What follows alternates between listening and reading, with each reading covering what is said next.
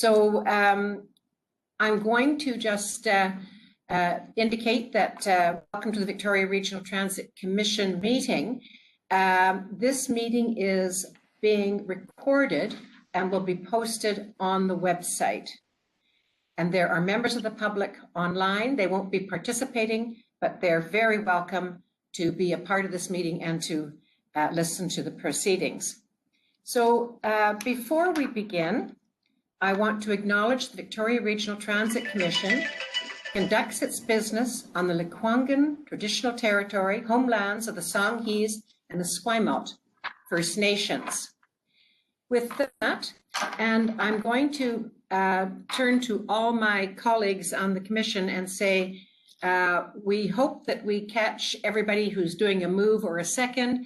If not, please don't feel reluctant to, call out and indicate who you are. And I'll call the meeting to order and ask for an approval of the agenda. So moved by Mayor Helps, seconded by. We have a seconder. I'm going to second by Tate. Seconded by Tate. Any discussion? Hearing none. Those in opposition, please indicate. Hearing none, I will assume that the motion is passed. For some of these routine motions, I think that's sometimes an easier way to go. So approval of the minutes of January the 19th. So moved. And was that second Tate? Second Tate. Was that?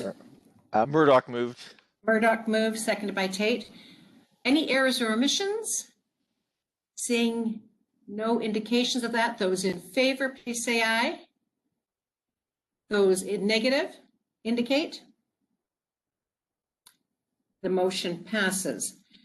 Now, under Chair's remarks, I've just got a couple of things I'd like to raise.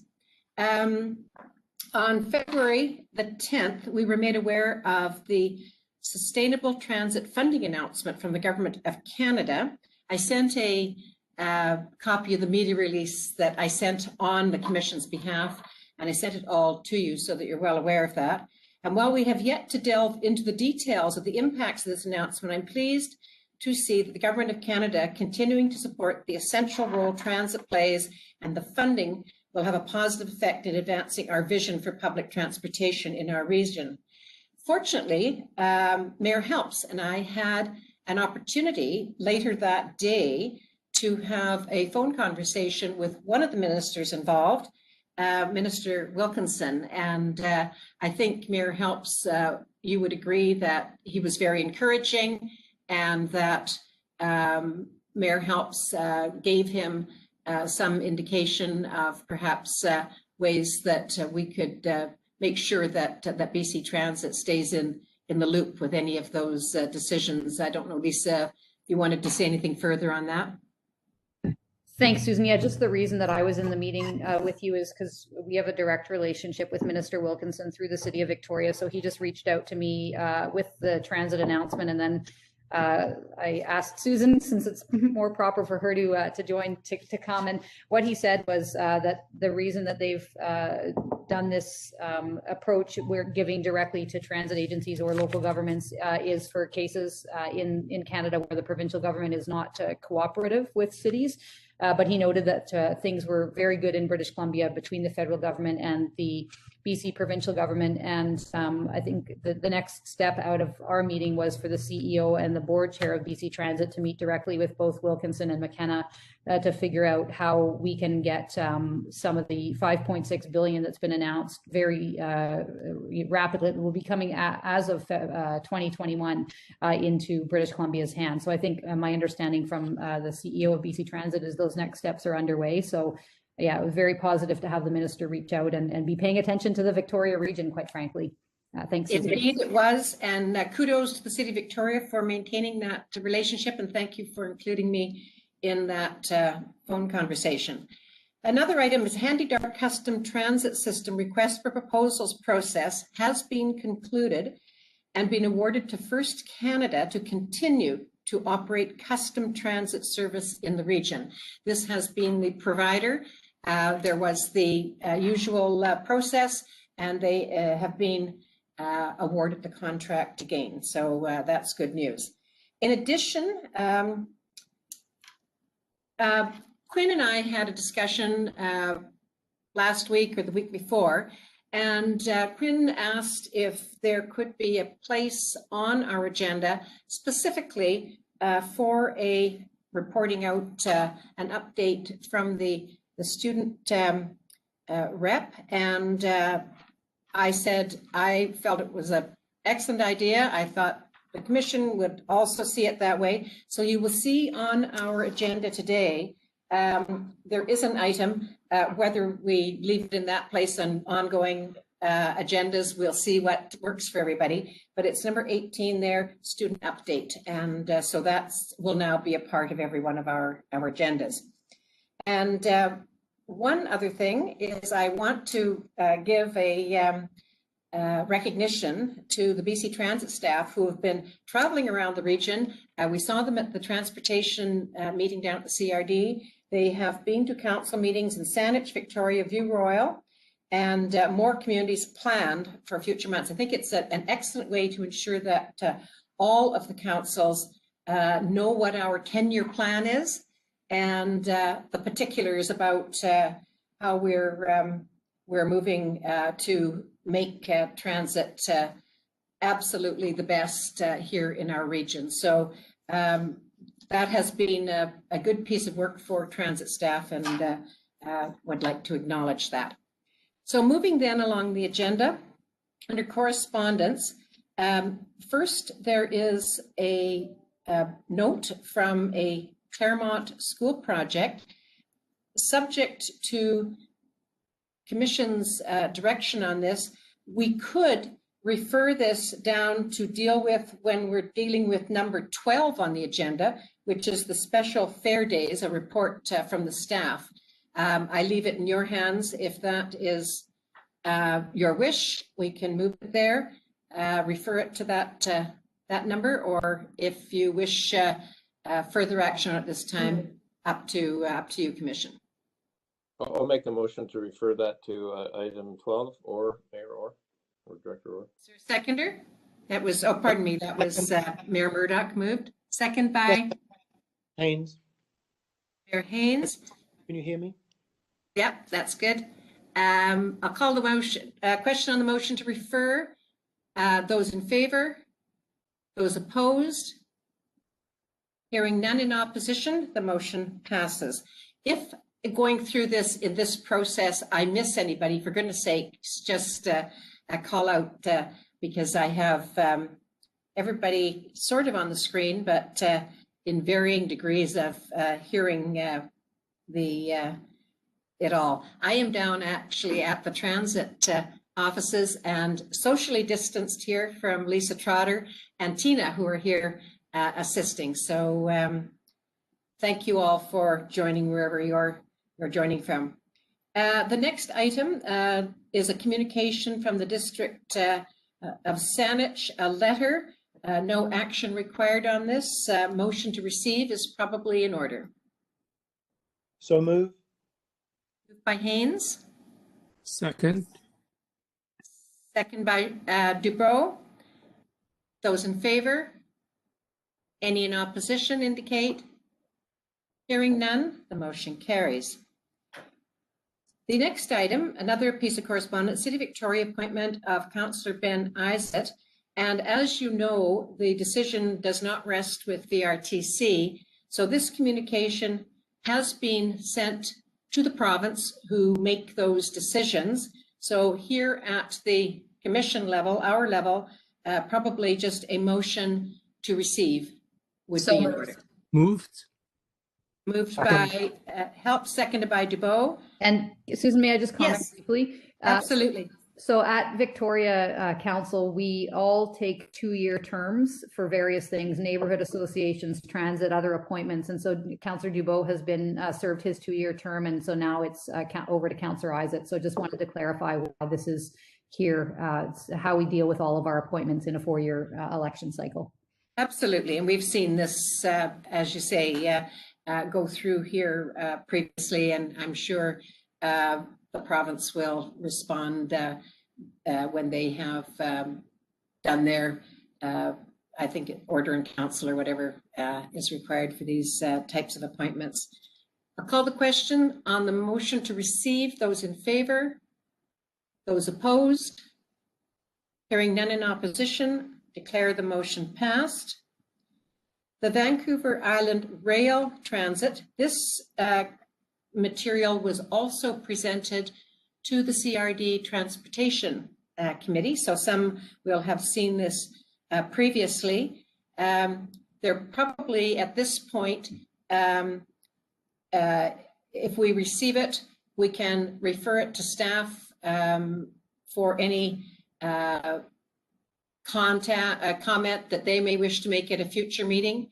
It's good information for them to have, and I suspect they're probably well aware of it because I know that this information has been out there. So your pleasure. Well, Mayor I'll move Orr? Oh, go ahead. No, go ahead, Director Orr. I'll move receipt and referral to staff. Moved by Director Orr, seconded by Murdoch, was that? Sure, thank you. Thank you. Any discussion on that referral motion?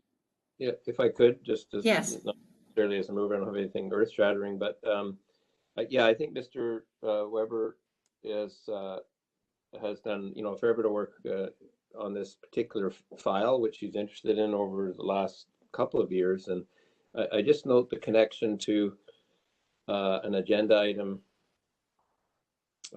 perhaps at a different point in the meeting, but in general, it's to do with LRT in our region versus other forms of transportation. And I think what would be, you know, helpful in the referral as far as the staff side is just perhaps some comment on these concepts and what impact, maybe more so from a, you know, a cost point of view, planning point of view, just at a high level, so that we don't discount it, but we put something around why we can't just leap to doing this right out of the gate. So those are my comments with respect to the referral. Thank you. I think staff taking notes on that, and we'll see that on a future agenda. If there are no further discussion, I'll call the question. Those in favor? Opposed? Motion carries. And the final piece of correspondence from the UVSS Society, and it links probably with the most obviously goes with the notice of motion following. The motion, the correspondence is here, and Quinn, because we have you here, would you care to make a comment? Would you like to move this to the later discussion on the notice of motion? What is your pleasure, Quinn? I think I'll be discussing the majority of the points in the later discussion. If you guys would rather hear me kind of motivate it, then it covers most of the same points. Okay, so can I take that you're moving to move that piece of correspondence to be dealt with at the same time as number 9? Yes, please. Thank you. And that's seconded by, was that Haynes? Yeah. Haynes, thank you. Those in favor? Opposed? Motion carries. That will be discussed with this next item, and that moves to number 9. And I'm going to turn this over to Mayor Helps. You had provided this notice of motion previously, and now here it is for discussion. Thanks. I'd like to move it, and if there's a seconder, I can speak to it. Second. Seconded by Councillor DeBow. Great, thank you. So as you can see from the background information that's been provided in the meeting package, this motion was passed unanimously by the Commission in 2017, and the minutes from 2017 are included in the package, so we can see that. A letter was sent to the then Transportation Minister, Minister Trevena, who noted that, I think wrote us back and said, thank you very much, but not at this time.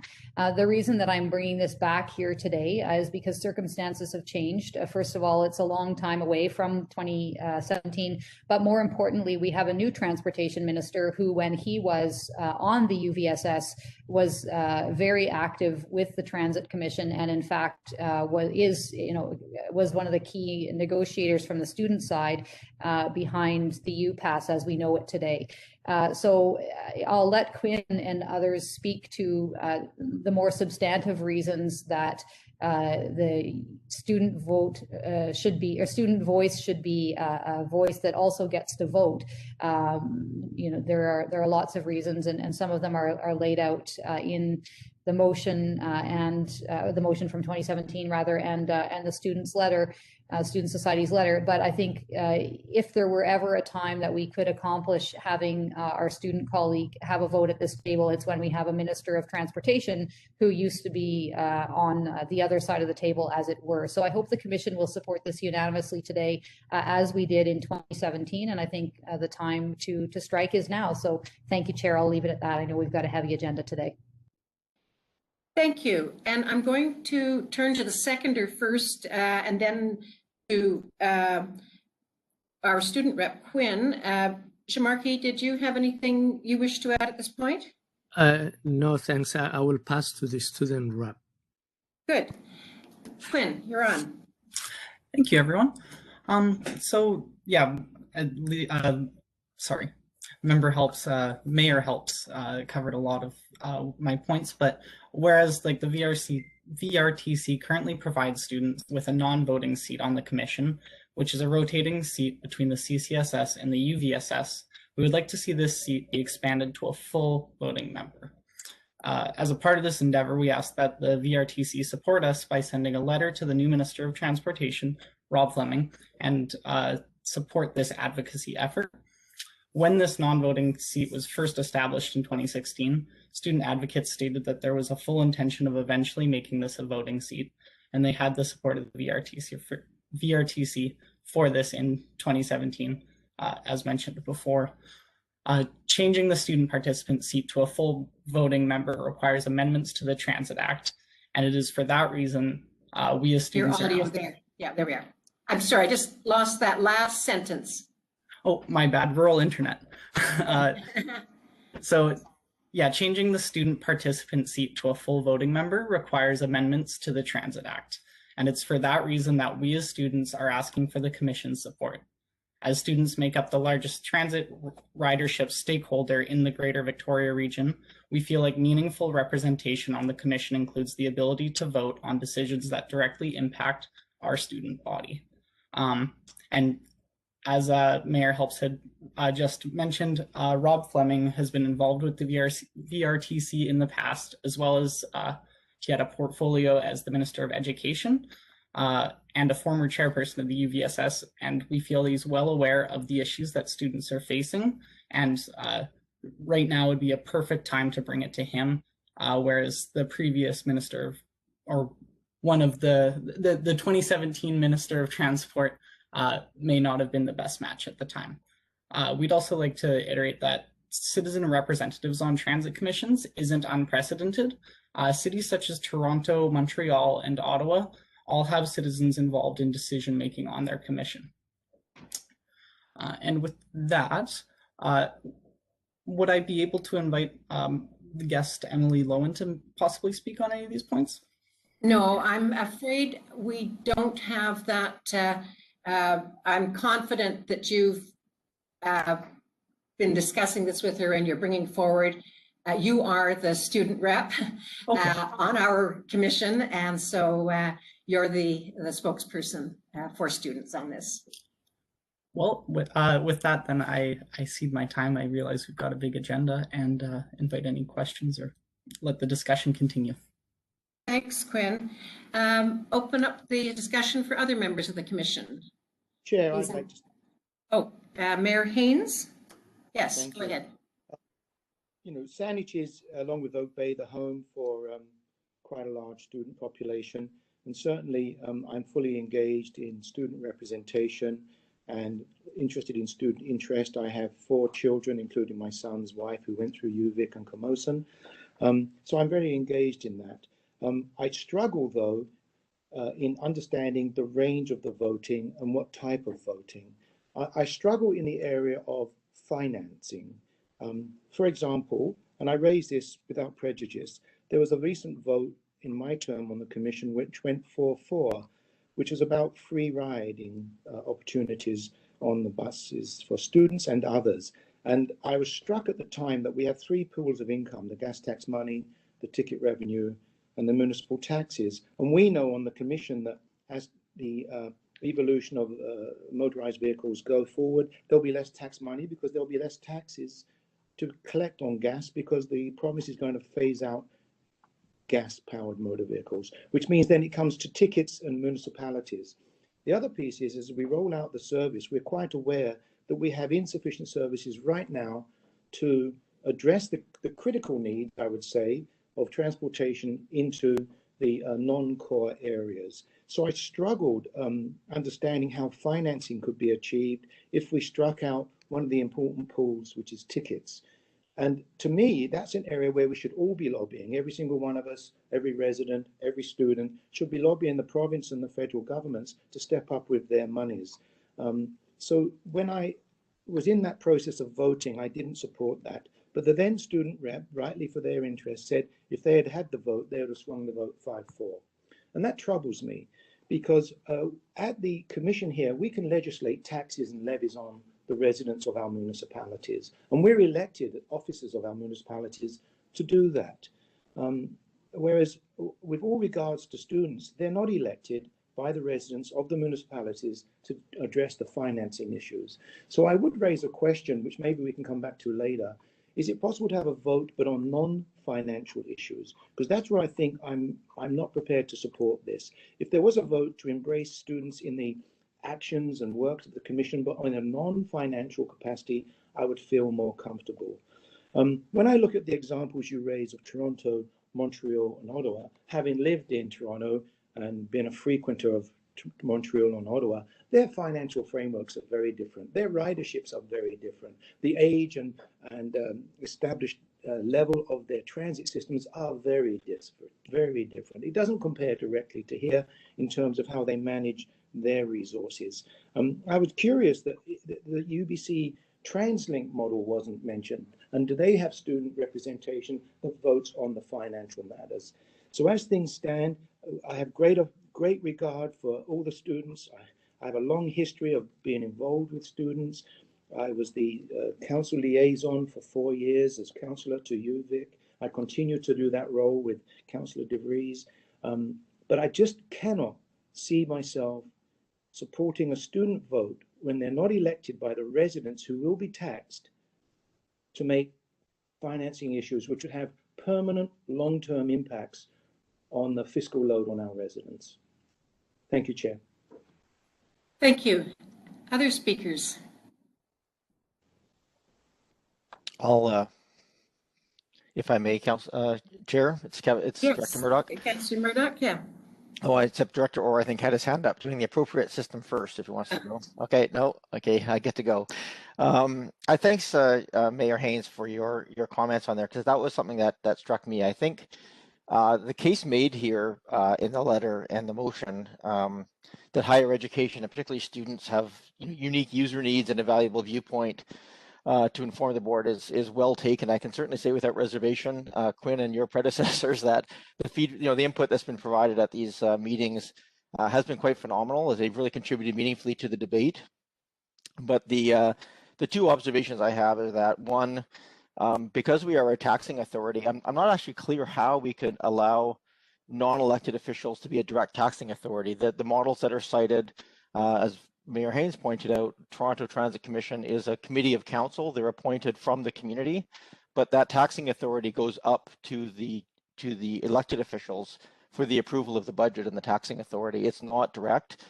In fact, it's pretty fundamental to democracy that taxing authority resides with elected officials, because that's where the accountability lies. And my understanding of the reason that the province made the decision last time about a non-voting block is that just for that reason, that's a pretty fundamental requirement attached to taxing authority.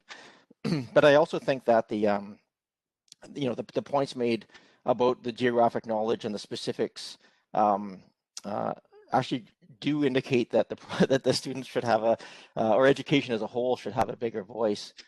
So I'm having a hard time supporting the motion as it is, but I would say that because I don't support having unelected officials the power of the tax, I think that's just pretty core.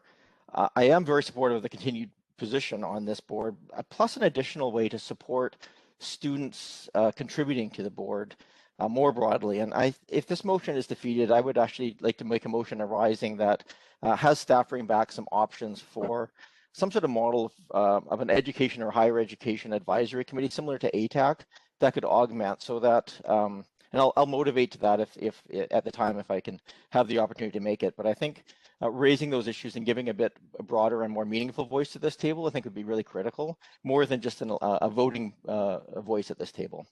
Thank you. Thank you. I'm advised by staff that we have Mayor Orr and Mayor Tate and then Quinn on the speaking order. Take 1 second to stop sharing and re-share so people can see the speaker. Yes, what I'm going to do here is just allow for a little technical change so that we can make sure that people can see the visual of the person speaking. So we'll just, Tina will magically make that happen. Okay, I just happen to have the municipal staff outside my window using the leaf blower, so is it overpowered? And if so, I'll wait. You're coming through clear. Okay, there we go. So if it becomes too distracting, let me know and I'll defer to later. So yeah, I would agree with the comments that have been made so far. I think that it's, first of all, one of the things that I think would need to change is the motion itself would have to refer to Minister Fleming, and I don't know, this one seems to refer to Claire Trevena, so I would want us to change that. But I think I feel like it's premature, and I'm picking up on Director Murdoch's comments. In fact, I've jotted down a motion to come back with some further information before we actually perhaps deal with this. And so I would be leaning that way, and I'll wait to have a little more dialogue from the group and then perhaps come back, Chair, and put that motion before the commission. So those are my thoughts. Thanks. And next is Mayor Tate. Thank you very much, Chair. Just along the lines of what our colleagues have said, I fully respect the position that the Student Society have taken and understand why it is here before us today. The concern I have is I think of those who are not here. So other elected colleagues in the region who do have to go back and answer to their constituents about decisions that are made here. Suk is a recent joined actually after the Student Society, although the former mayor some time ago also had representation on the commission. Due to the growth in the West Shore, a second seat has been added. So there's myself from Suk and of course Mayor Martin from Colwood. Langford has no representation here, neither do Esquimalt, View Royal, and none of the First Nations, and we all rely heavily on transit services. I do recall the conversation from the free fare decision, and was told by the representative then, similar to as Mayor Haynes said, that it would have passed if the student seat had been voting. And if that were the case, my community or our community out here in Suk would have been set back significantly to get the necessary transit service that we need in our community. And just due to the capacity of what the transit yard can hold, we may never have seen the service out here that we need, which would have put us at a disadvantage. And our students out here, through a recent study, have already it's already noted, that are not transitioning to post-secondary at the same rate as students in Victoria and core areas are because of the barriers related to transportation. The other concern I have is that a block could easily form. Victoria, Saanich, Oak Bay, the student reps could all form a block and move core issues through. Now, I know that my elected colleagues on the commission now realize the need for improvements out in other areas and are very mindful and considerate of the growing needs of our outlying areas such as Souk. However, that may not be the case in the future, and we would continually be left behind because a block would able to outweigh everything, focus on core-based services and nothing out further out this way.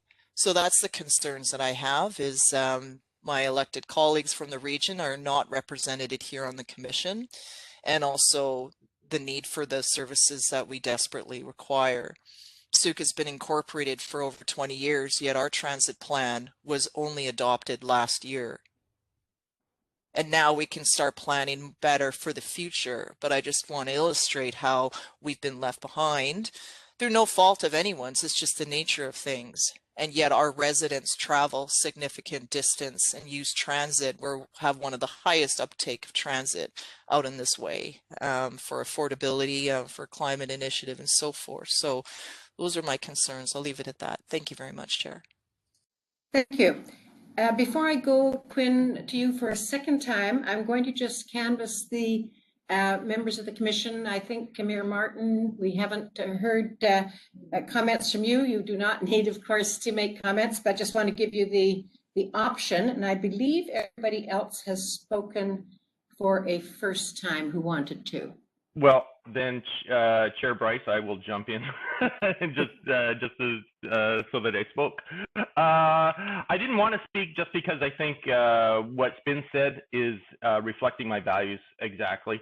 I think Maya, Director Tate's comments specifically around Langford, and to be honest, I was thinking about View Royal and the amount of conversations Mayor Screech has mentioned about feeling like View Royal is not being represented at this commission, and his frustrations around that. So same values. I would love to just keep this meeting moving, so I will end. Thank you. Thank you. Quinn, before you speak, maybe I will put my thoughts out there. I too have struggled with this because I'm very mindful and respectful of the relationship that we have as a growing working relationship with the students. I know this has been a particularly challenging year for you, Quinn, because of the pandemic. Has been for all of us. We haven't seen you as much face to face, but having said that, great contributor. Previous reps, great contributors. The core thing to me is the awesome responsibility that elected people have to set taxation.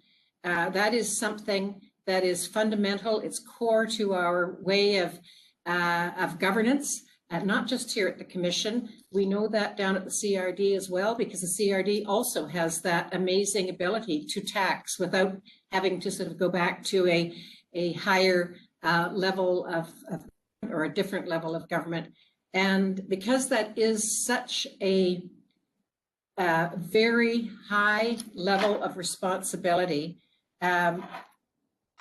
there must be a linkage, in my view, to having elected people who are accountable to the taxpayers at large, be the ones who make those fundamental decisions around funding in particular. So I can't find myself able to support the motion.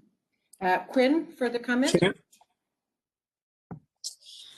Yeah, no, your concerns do not fall on deaf ears. I hear all of you stating these concerns about accountability, tax paying, financing, that sort of thing. And I do hear you, and I would like to reiterate as a elected student leader and it's not that we do not hold accountability as well. We very much do represent a large constituency that pays not necessarily taxes, but direct fees out of every single one of their semester tuitions, direct fees that go to us and go to services that we've acquired, such as the UPass system. So in a large part, the UPass system, which helps fund our transit system, is, I guess, a student society's equivalent to taxation. But we're also members of the community that feel the impacts of all sorts of taxation that is implemented, because at the end of the day, whether you're an owner, a student who's an owner of a home in any of the surrounding communities, or a student who's a renter in any of those surrounding communities, we're going to feel the trickle-down effect of taxation, whether it's through your rent payments or municipal taxes. I'd also like to, sorry, I just have a couple points here that I have written down.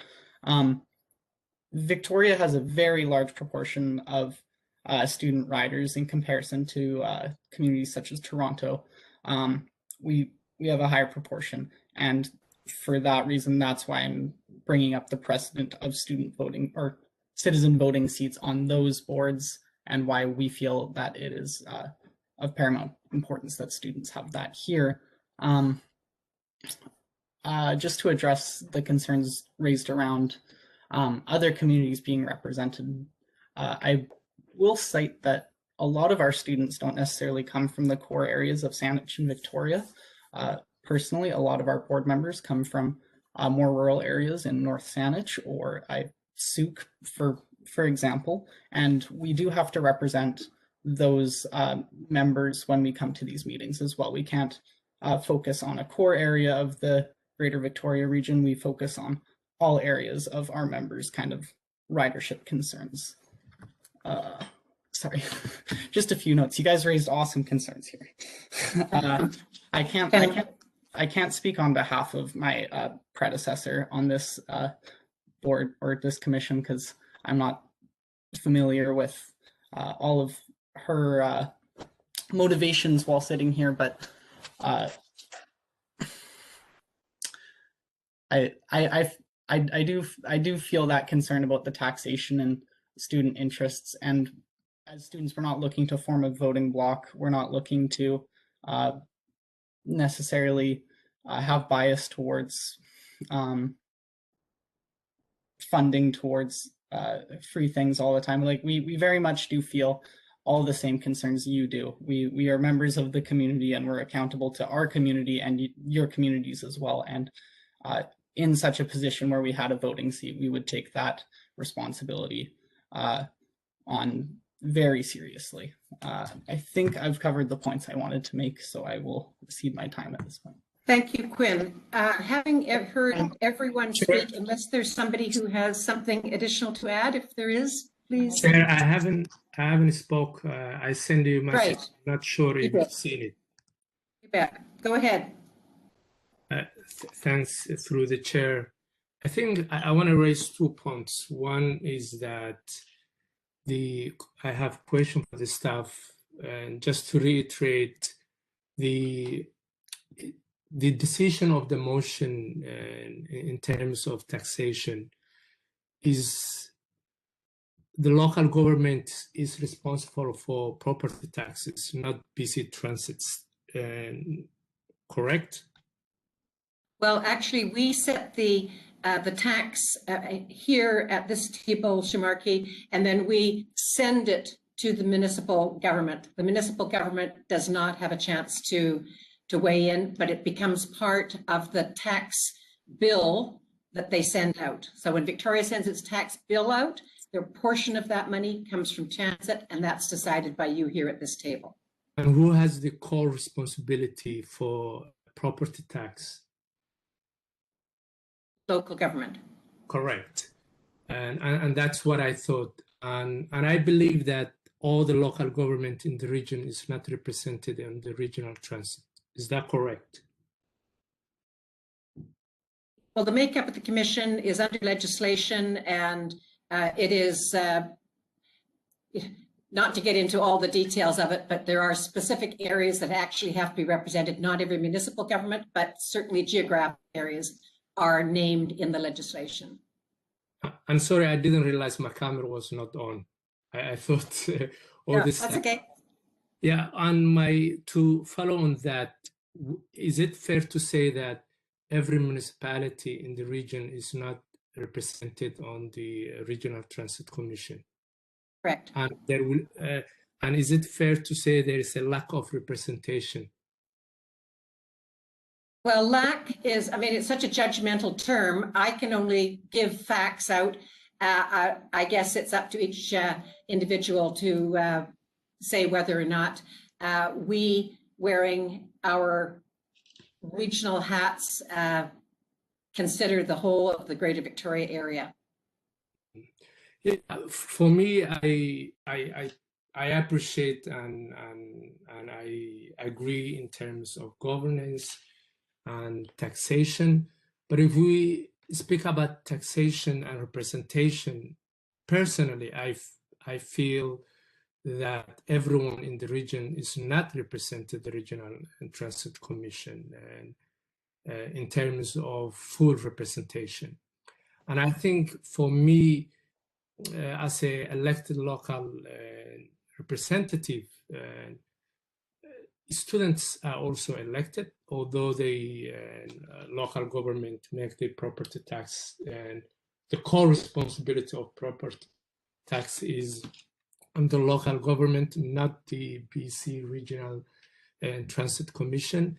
And to me, is also more important how we make decisions and looking things on equity lenses, because we then begin to see the gaps that are currently and historically have existed in terms of when we decide service delivery for the entire community inclusively.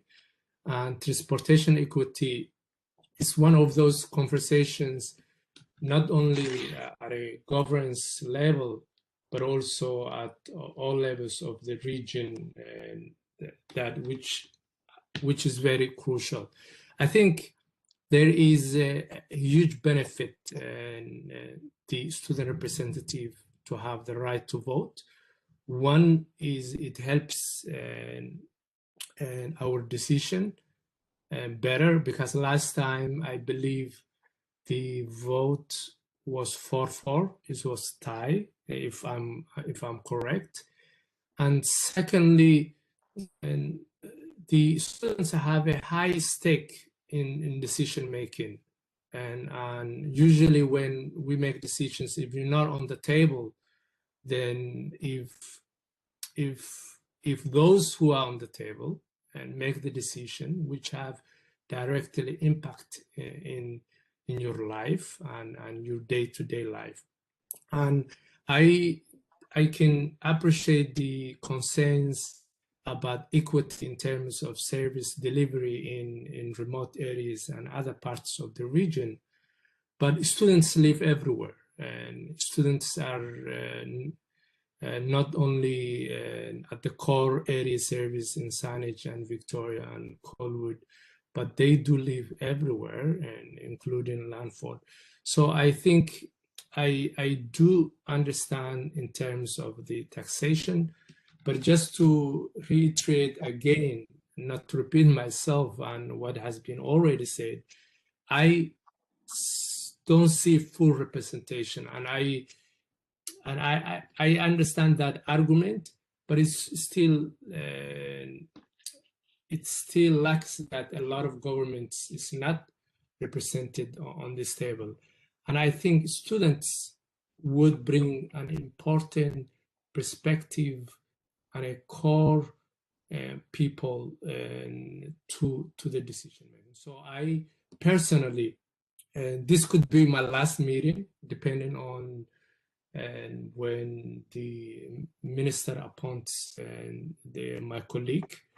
I support this the motion, and I hope that the commission supports, and let the minister make that decision.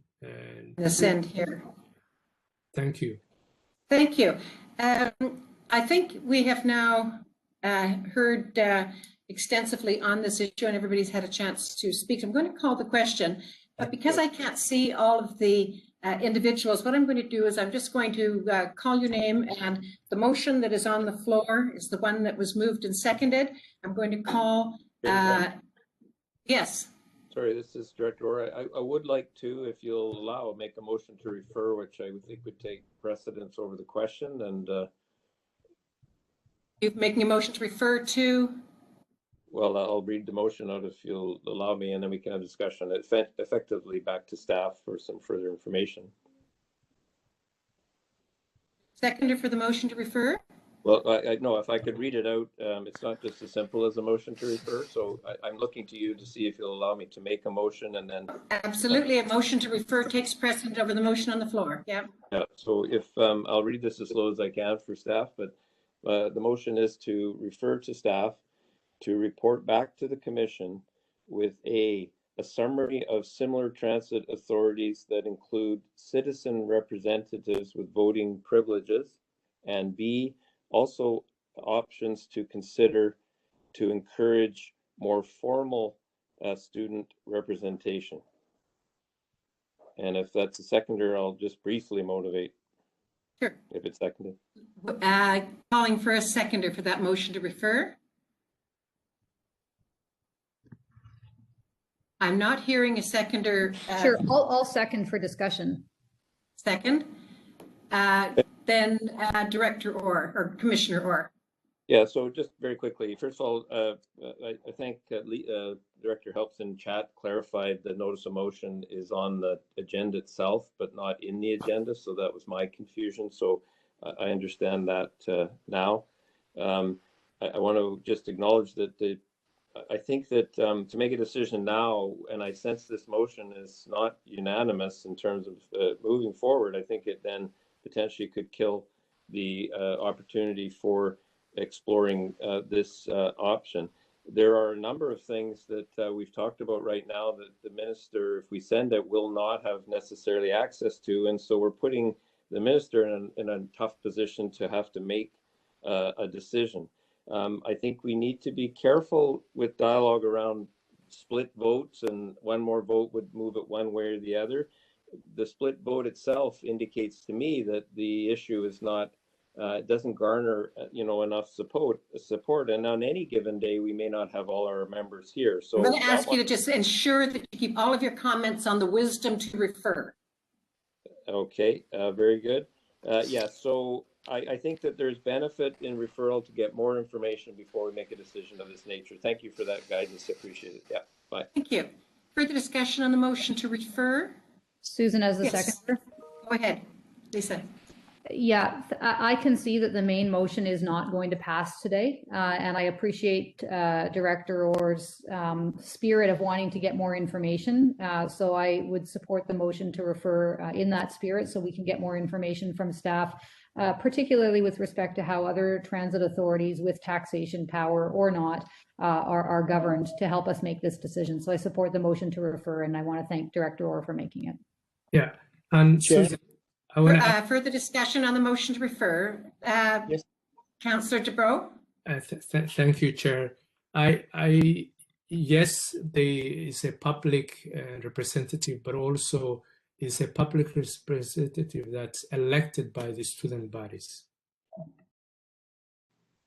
Thank you. Further discussion on the motion to refer. Yes, please. Yes. Murdoch, Mayor Orr, Haynes, was that? Mayor Haynes, yes, please. Mayor Haynes, go ahead. I appreciate the intent of the motion to refer, but I'm not going to support it because I think it's blending two things. I think there is an appetite, particularly from my side, to explore ways in which we can work with students to look at ways they can have maybe some say around non-financial issues. But this current motion to refer keeps the main motion alive. And that is an area where I've spoken clearly, I believe. Others have spoken clearly. I've also heard, the lack of representation of our regional elected officials, other municipalities, and I'm just uncomfortable referring it as it is and still keeping the main motion alive. I'd be interested in a separate kind of motion which talked about how else can we empower We school won't go board- into what the second other motion might be, just on the motion to refer. Thank you. I'm not in support. Further discussion on the motion to refer? Mayor or Director Martin. Mayor Martin? Yep, go ahead. Thank you. Yeah, I won't be supporting the motion either. And I think it's important for us all to remember this is a decision for the Minister of Transportation to be making. It is not our decision, and I don't think deferring or gathering more information adds value to helping the Minister of Transportation make that decision. Thank you, Chair. Thank you. Any further comment on the motion to refer? Yes. Yes. It's Director Murdoch. Yeah, thank you. Through you, Chair. Wrong table. Yeah. Sorry, I'm using the little hand raising thing, but I guess it doesn't work so well as it on this system. It probably is not a problem at your end. It's probably more me and trying to keep an eye on the technology. So I think it's working just great. Go ahead. All right. Well, I just I have a hard time with the motion to refer. I think that what I heard was a fundamental belief that the taxation requires elected officials to do it for the majority of members here. I don't think that that's a philosophical stance that I don't think changes with information. I think there's already been, shown that those where unelected people are involved, they do report to another taxing authority for that piece. And I think that I do hope that the chair will allow a motion arising out of this, because I think there is some need for well, I think we won't get into what the next need might be, but fair enough. But I don't. Against I think. Referral. Yeah, and I think the so yes, I'll leave it at that. Okay. Thank you. And we'll see how this motion, the referral motion goes, and then we can see. So on the motion to refer. Oh, now is there some new information on this, Quinn? And it's all about the referral motion. I was just going to express that as a student representative trying to expand representation, that I would support. I guess I don't have a vote, but I would support the idea of referring the motion. Thank you. What I will do is I'm going to call names, and please indicate for or against in terms of the referral motion. Martin? Against. Or? For. Helps? In favor. Tate? Opposed? Dubo? In favor. Murdoch? Opposed? Haynes? Not in favor. Bryce is opposed. There are 1, 2, 3, 4, 5 in opposition and 3 in favor. The referral motion is defeated. Now we have the main motion back on the floor. I think we've canvassed it well, and unless there is somebody who has something that they feel we haven't covered, I'm prepared to call the motion on that main motion. I'll go and ask on the main motion. Martin? I was muted. Opposed. Or? Opposed. Helps? I'm in favor. Tate? Opposed? Bo? I'm in favor. Murdoch? Opposed. Haynes? Opposed. Bryce? Opposed. There are 1, 2, 3, 4, 5, 6 votes opposed.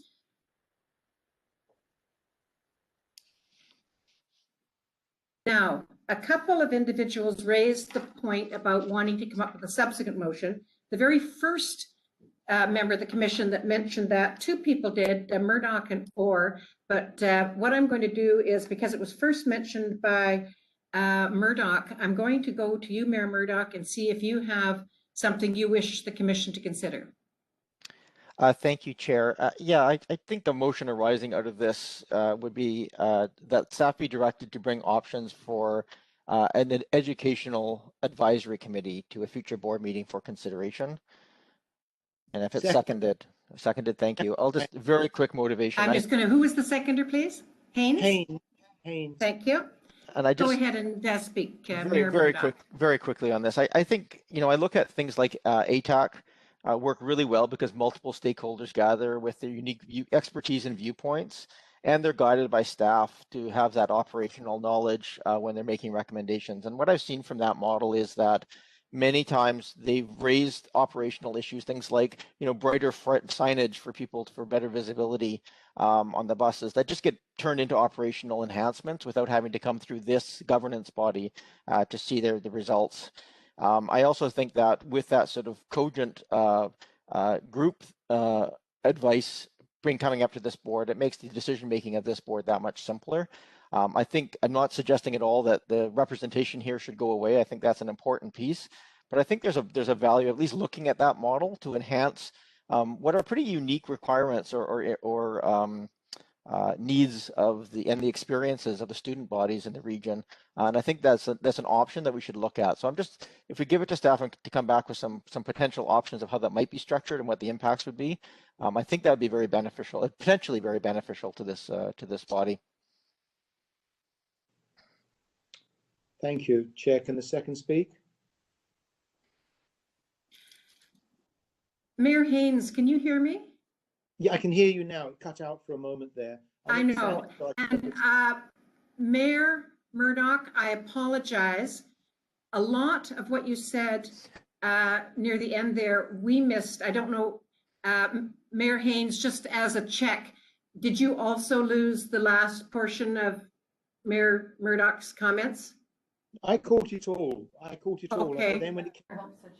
And the other, okay, that's fine. Then I'm confident that that you got your points out. So thank you. I never say anything very motion. important, Susan. So I'm sure that was every word has been captured on our audio, and it'll be attached to the transit page for all time. And as a seconder, Mayor Haynes. Yes, please, Chair. So briefly, I think Mayor Murdoch covered it excellently, but I would reflect on this, particularly with Quinn.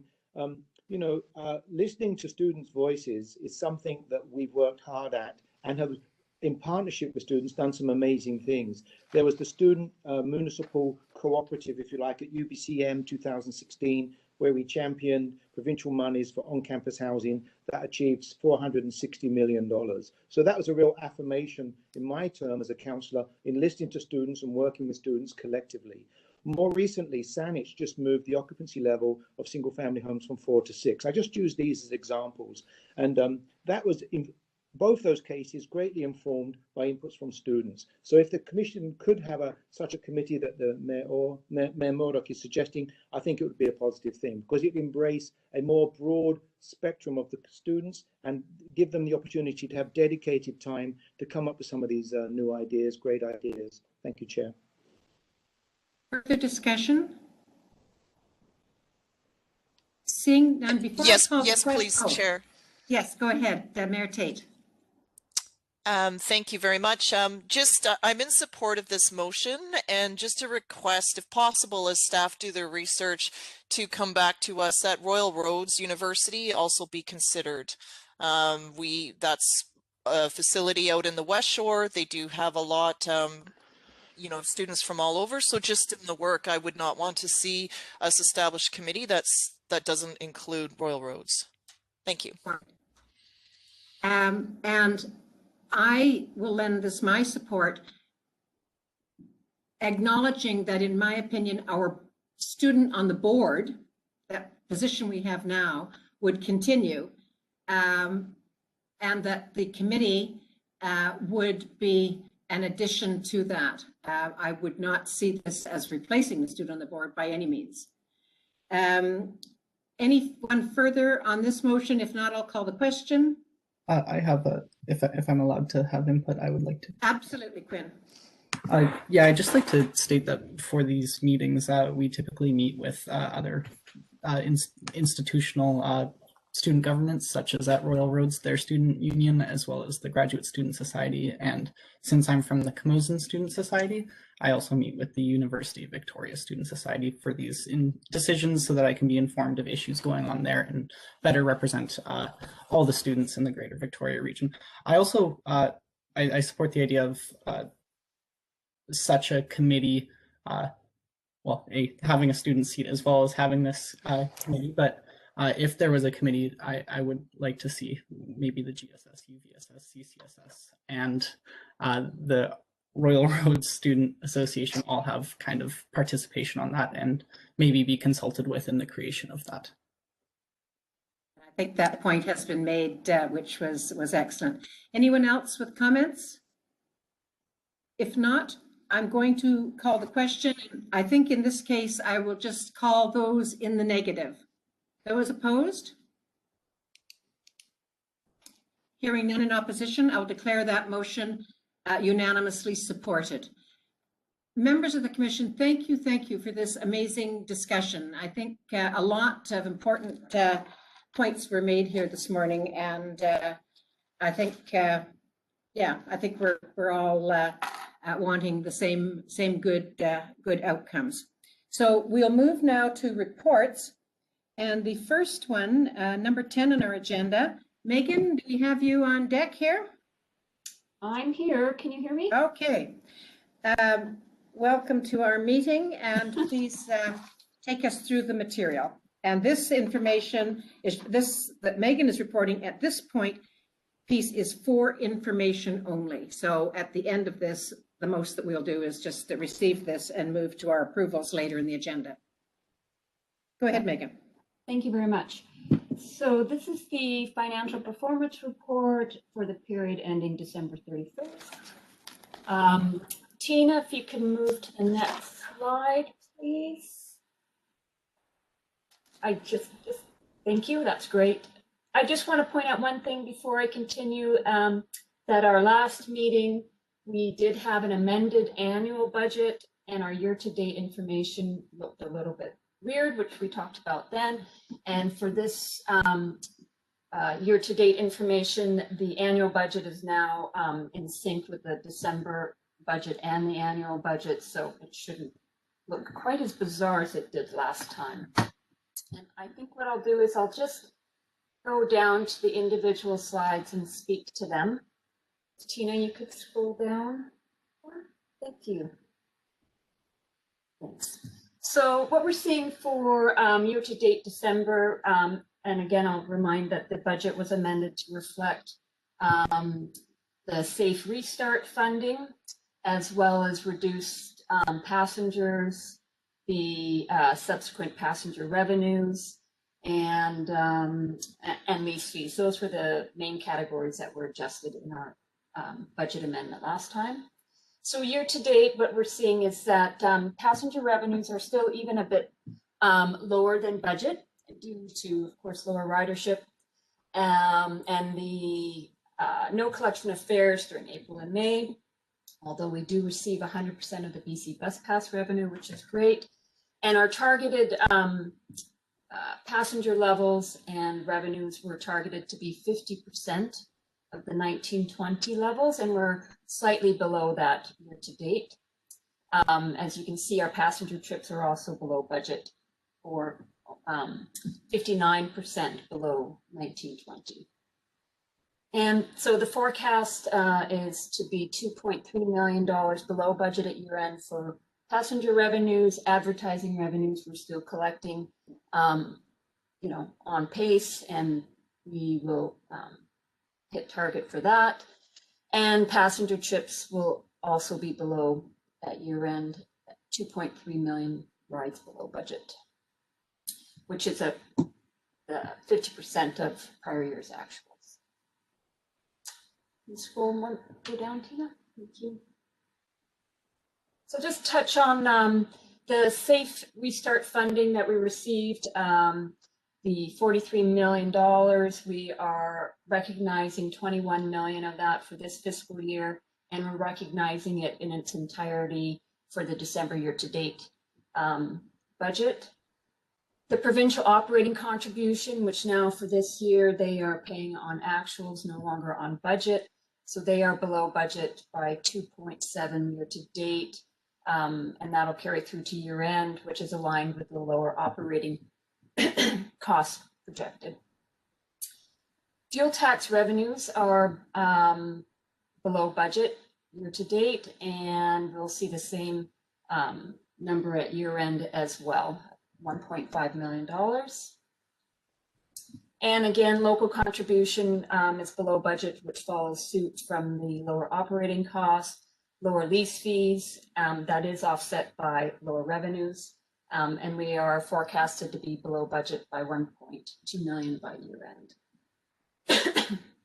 If anyone has questions at any time, please just. Why don't we stop right at this point, Megan, because you have put out a fair amount of information there, and I will turn anyone who would like a question of Megan on anything that we've seen so far in this document.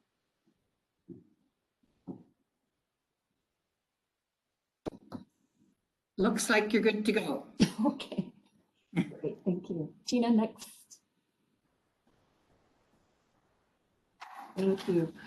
Yeah, so the main story here, of course, is fuel is $2.7 million below budget, just based on fuel price and fuel volumes. We are on average running around 88 cents a liter compared to a budget of $1.18. Our operations outside of fuel is below budget due to lower service hours and lower labor and taxi costs. Taxi expenses are quite a bit below budget year to date. And our service hours, again, are below budget due to COVID response by 60,000 hours year to date. Our forecast basically follows suit with that, and although our hours will sort of maintain budget for the remainder of the period, we will still be below budget by 64,000 hours. Next slide, please.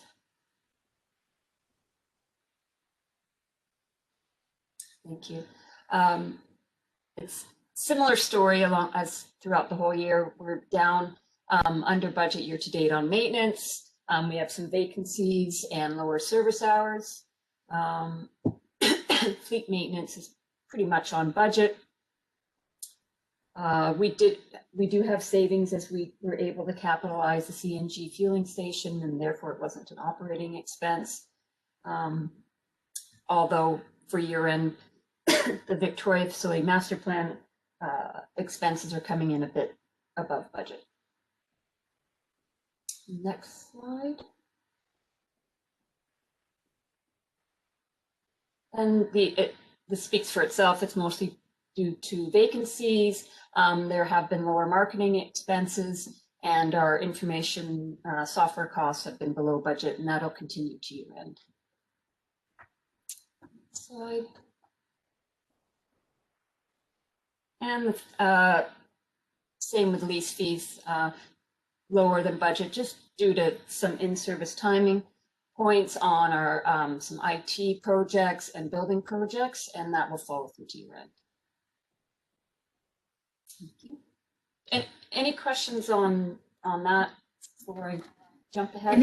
Any questions up to this point? Obviously, this is a continuation of a story that we've been hearing for some months. So it is interesting, but not shocking in anticipation. And we know that the specificity of the numbers, you're on it. Yeah. Any questions, Commission members? If not, please do the next slide, Megan. Sure. This is the forecast for year end for the transit fund. We are anticipating to receive all the property taxes, which is good, and it is offset by lower lease fees, the lower operating costs. The commission share of that goes into the transit fund. It is offset by the lower fuel tax revenue and lower passenger revenue, and you will also see at the bottom of the table that the full amount of the restart funding is in the transit fund and projected to use the 21.3 million this fiscal year. So the ending balance is projected to be 44.2 million by year end. once again, the safe restart funding from province and federal government certainly has assisted us in keeping these numbers in this area at all, for sure. Absolutely. So I'll leave it at that unless there's other questions. Commission members, need an explanation on any of these? I just have a question, Yes, Director Murdoch. Just, Yeah. I don't know if this may be too early still, but what does this sort of mean in terms of the net impact we think next year in terms of our operating? Are we anticipating that the, say, the municipal share of this is going to go up or go down, or where are we sort of looking forward? And if you can't answer, I totally understand that, but I'm just curious if there's any forecasting going on. Well, my next presentation will have next year's budget, which might answer those questions, but the restart funding should luckily cover off the forecasted passenger revenues for next year, but we can go into that a little bit more. Yeah, let's deal with that the next presentation. Thank you. You're welcome. Further questions on this presentation? Chair Price, it's Director Martin. Go ahead. Sorry, and I realize this may not be the most appropriate place to ask this question, but I'm trying to figure out where to fit it in. Right now, we're just below 50% ridership. And again, and I apologize, I'm going to come from a private business sector standpoint. If we were looking at a supply and demand issue, we may play around with the pricing to drive consumers to actually use it more. Do we believe, or has there ever been any process that staff have looked at around it would reducing our fares for a short period of time increase ridership so that we can get those levels up? And I apologize, Chair Price, if this is not the appropriate place to ask this question. No, and it's an interesting question. And of course, for a period of time, transit was free. And so we had some experience with that. And obviously the conditions of the COVID were much more dramatic at that time. As that's lifted, obviously the ridership is inching up. But Megan, please answer Mayor Martin's question, please, if you can. I'll do my best, and possibly others might jump in. Again, during April and May when it was free, but that was the beginning of sort of the COVID experience that we had ridership at around 20%. So I wouldn't use that as a test. And I would say under normal conditions, you might look at fare pricing impacting ridership to a small degree. I haven't, in my years here, seen significant overall changes in ridership, though we usually increase fares slightly. But what I have discussed with others that we're seeing a very flat ridership since June, July, and it's really the university market and the commuter market. And so, I mean, others can jump in what they think might happen by reducing fares, but I don't, under the current state, see a significant change in ridership due to changing the fare structure. Christy, have you got any comments to make on this? Yeah, tradition. Oops, you're muted. No, it's choppy. Apologies.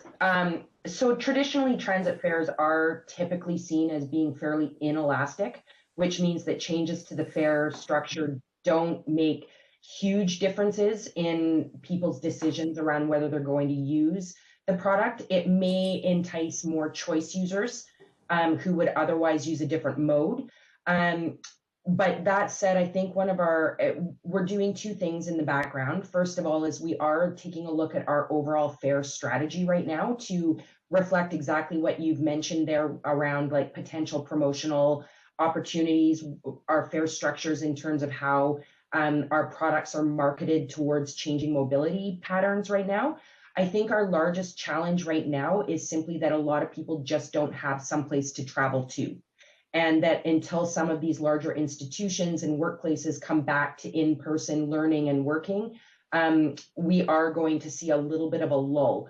The good news is, though, is I think that as we approach the fall and the winter, we are working closely with the universities to find out what their plans are for bringing students back. And I think that we're forecasting that potentially in the next 6 months, we will see some of those larger markets starting to move around the region a little bit more than they are right now. That answer your question, Member Martin? It did. Thank you, Chair. Further questions on this presentation? If not, I'll take a motion to receive. Moved by Martin. Anyone? Moved by Martin, second by? Second order. Discussion. Call the question. Those in favor? In opposition, please indicate. That motion passes. The next item, Megan and Levi, number 11, and we're going to be looking after this presentation for your approval, Commission members. Megan and Levi, please take us through that one. Thank you. Sure. Levi's going to start off with the presentation, and I'm going to jump in towards the end. So go ahead, Levi. Excellent. Morning, Levi. Thanks, Megan. Thank you, Chair Bryce and the Commission for having us here today.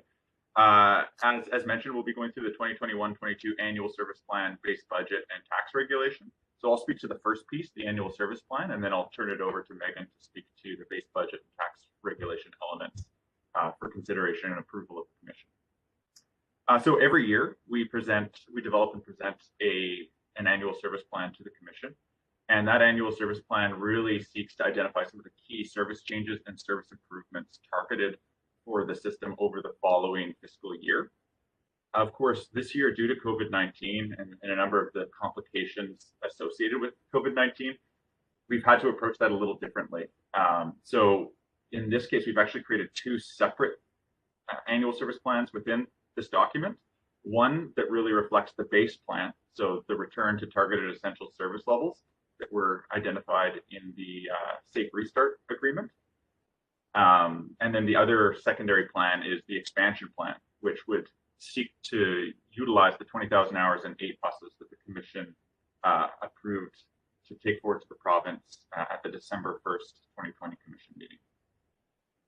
So regarding the base plan, following COVID, we had some minor service level reductions in response to the initial ridership drop in response to COVID-19. And we chose to sort of leave some of those initial reductions in the short term because at that time we didn't have the Safe Restart Agreement in place.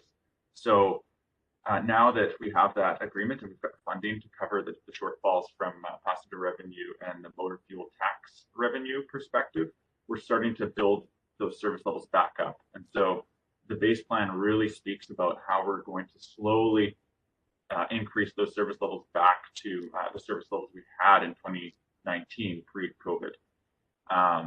And so table 1 in the associated document, as well as figure 1, go into greater detail about some of the key elements we're looking to phase in.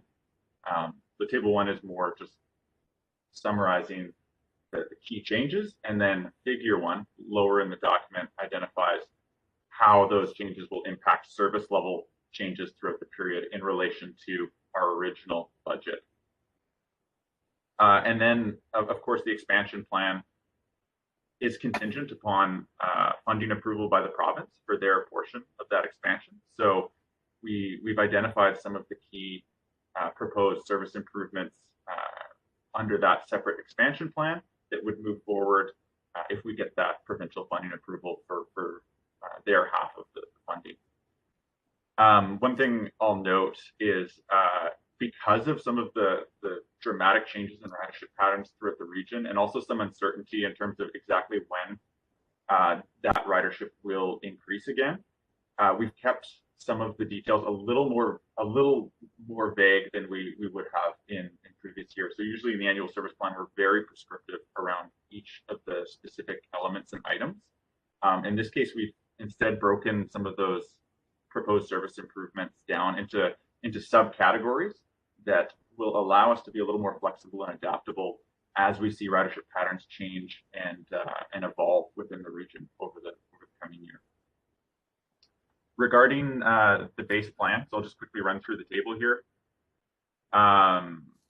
For April, we've got some changes to improve service reliability, some minor changes to service levels based off of changing demand conditions within the region. Once again, every service change, we're assessing performance and making sure we're changing service levels to match those changes in demand. We've got a route change plan, minor route change for Route 1, just to move service off of Humboldt Street onto Fairfield Road. And then we've got some minor service improvements from some endorsed local area transit plans within the region. So once again, as we seek to scale up our service levels to meet the Safe Restart Agreement, we want to make sure that we're reinvesting those hours and resources in places where we're going to see return on investment from ridership. And so until we see ridership grow back again, fall, winter, still uncertain, we want to invest some of those resources in accomplishing some of the medium and longer term goals that we've identified in our long range planning documents as well. So that's an improvement that's from some of our local area transit plans. In June, we do our regular seasonal service reductions associated with K-12 school semesters ending. We've got a proposal to make some changes to Route 53. So to extend the Route 53 to terminate at Vic Gen, and make some other targeted improvements there. And then essentially moving on into September. I'm not going to go into all the details. The commission can ask further questions if you have it, but really we're looking to put some service in case we have some initial return to service levels for our post-secondary institutions. But really we're holding off the majority of those resources for January, which based off of our current discussions with post-secondary institutions is when we're projecting to see more of that return in student ridership. And then under the expansion plan at the table too, it's all identified pretty clearly in that table, and we'd be happy to answer any questions the commission may have around that. And with that, I will turn things over to Megan to speak to the other two elements of this report. And before we go to Megan, are there any questions, commission members from Levi, on these numbers that we've seen and the base and the expansion and what the expectation is as to where those resources would be allocated? Seeing none, Megan, please give us what are the financial impacts of these options? I think there was one question. Oh, pardon me. Director Orr. Yeah, Director Yes. Orr, so Go ahead. I put my finger up, couldn't get the Please. right hand fast. Yeah, no, you have to, yeah. Just a real quick question on table 2. And there's a note at the bottom, and it just talks about the expansion of the 8 new high capacity vehicles. Requires allocation of 2 vehicles for maintenance spare ratio. So can you just maybe explain that for me and maybe others in a different way? I see that 6 is the total in the table, and this is on page 59. So just an explanation of what that statement means there. That would be great. Thanks. Good question. Certainly. So through the chair, anytime we expand service within the region, or let me take a slightly different approach. To operate service effectively, we need to have a certain number of vehicles that are available out on the road, and then we also need to have some extra vehicle capacity available because we need to perform routine maintenance. Sometimes there's vehicle breakdowns, and for other associated operational reasons, we do need to keep some vehicles back at the yard to facilitate some of the routine maintenance and to address some of those other issues. I'm sure that Kevin Schubert could speak to that in greater detail, but does that answer your question, Mayor Orr, or Yeah, so, further elaboration? So just to follow, I think you've touched on it. So in other words, we're getting 8, but we're showing 6 because we need 2 for spares. I just wanted to kind of pull all that together. Yeah, that's great. Thanks. Yeah, good question. Thanks. Any other questions from Levi on this? We'll move then to Megan with the financial implications. Thank you very much. Tina, if you could go to page 61. Sure. And I'll just maybe reiterate or repeat that what I'm presenting here is the base budget without expansion for approval, and the potential required tax levies. And in addition, I have put together the cost of expansion for the commission if it gets approved by the province. So So in terms of where we're heading ultimately for some kind of a decision, you're looking after all of this for us to give a firm yes, at least to base, and then you're looking for whether the commission has the appetite to support the expansion, and that would be only if the province funded their portion. Correct, and I've also recommended that that if expansion is approved, that the commission share be funded through the transit fund 100% and not through property taxes at this time, so that you don't have to make a property tax decision today for approved expansion, which is unknown at this moment. So just want to make sure that makes sense. I think obviously from the financial end of things, you've figured out the dilemma that we would have at the other end, at the municipal end, sending a requisition that in fact didn't come to pass. Correct. Okay, take us through it. Great, thank you.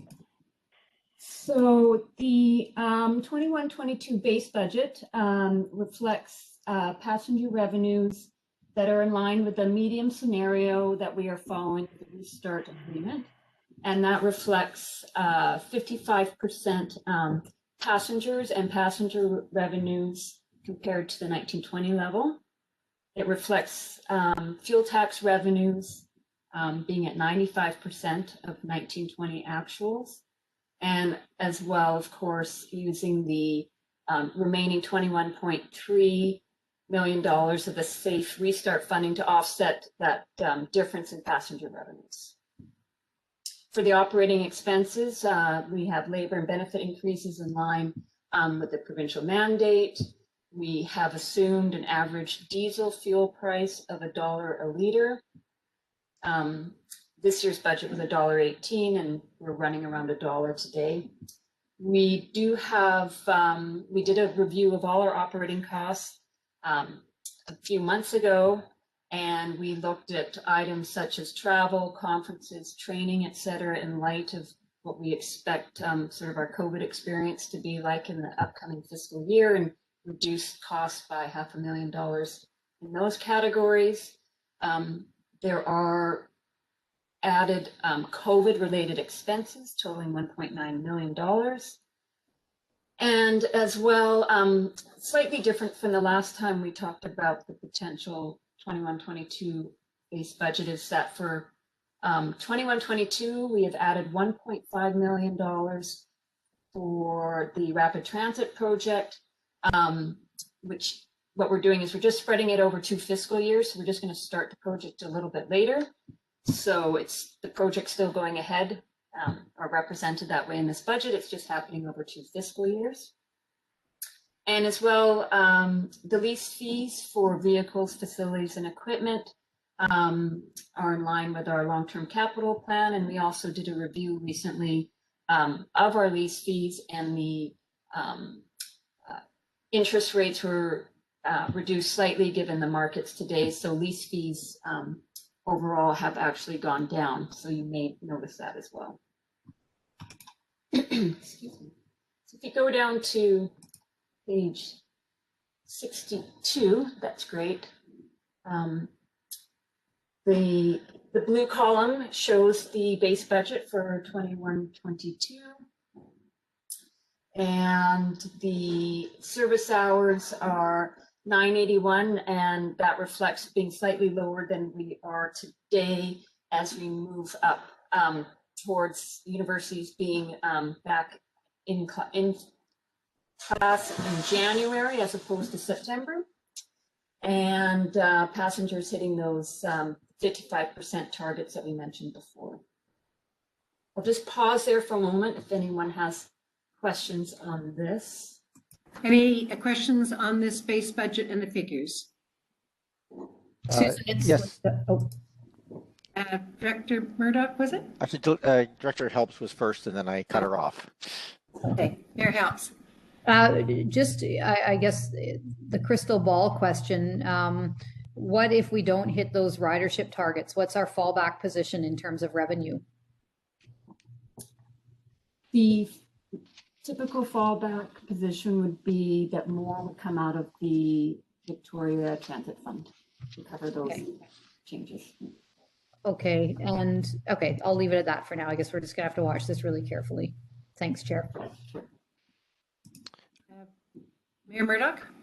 Thanks, and I sort of have a similar crystal ball question, and basically what I was asking before is, I mean, I'm just trying to get a sense of how conservative or sort of hopeful this number of 36,400,000 is in the scheme of things for next year. Is that sort of, it's actually sort of a worst case scenario, middle of the road? I'm just trying to get from my mind. I appreciate that we're going to buffer this by using other reserves, but just for my own sense of peace of mind, where is this number coming from? Well, I would say overall, it's certainly on the conservative side. We're only forecasting at best 55% of our ridership, and we are, of course, hopeful that universities go back in January at a minimum. It could be some of them choose to go back a little bit earlier, though that would be a complete crystal ball on my part. And we also do have other levers. If things start to slide in certain areas, we can, pull back the lever on some contingency hours that are included in this budget. We could slow walk some projects if we needed to. So I think there's enough levers in there to, let's put it this way, I'm not overly concerned, and I'm pretty conservative, unless something changed drastically from what we see today.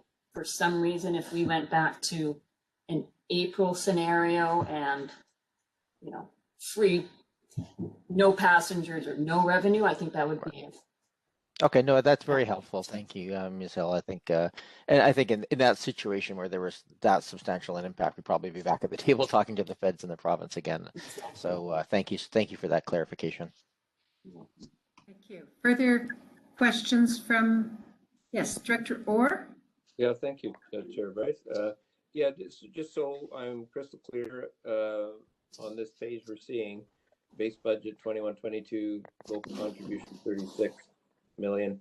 That then, what I heard earlier was is the same as prior. So when we look at table 4 below, which doesn't include 21-22, am I correct to assume that our forecast then is no increase between last year and this coming year, fiscal year? Megan? I'm sorry, I actually missed the first. Can you repeat the question? I couldn't hear you very well, and I'll turn up my volume a little bit. Okay, no, that's fine. Yeah. So just want to clarify. Really, table 4 below shows the last 3 years. 2021 fiscal is what we're just through. And then we're talking today about 21-22. So did I hear you correctly earlier that our increase or projected increase for this coming fiscal year was going to be 0, or is that incorrect? So I'm presenting options for the commission to approve, and it can be any percentage increase that the commission chooses. So it is not necessarily 0. The options below on the tax page. levies are below.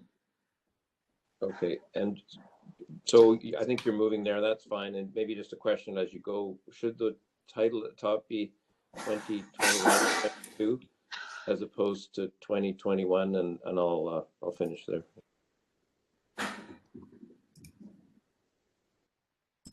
Shall I go on to Well, there was some question about the titles on the reference to which years.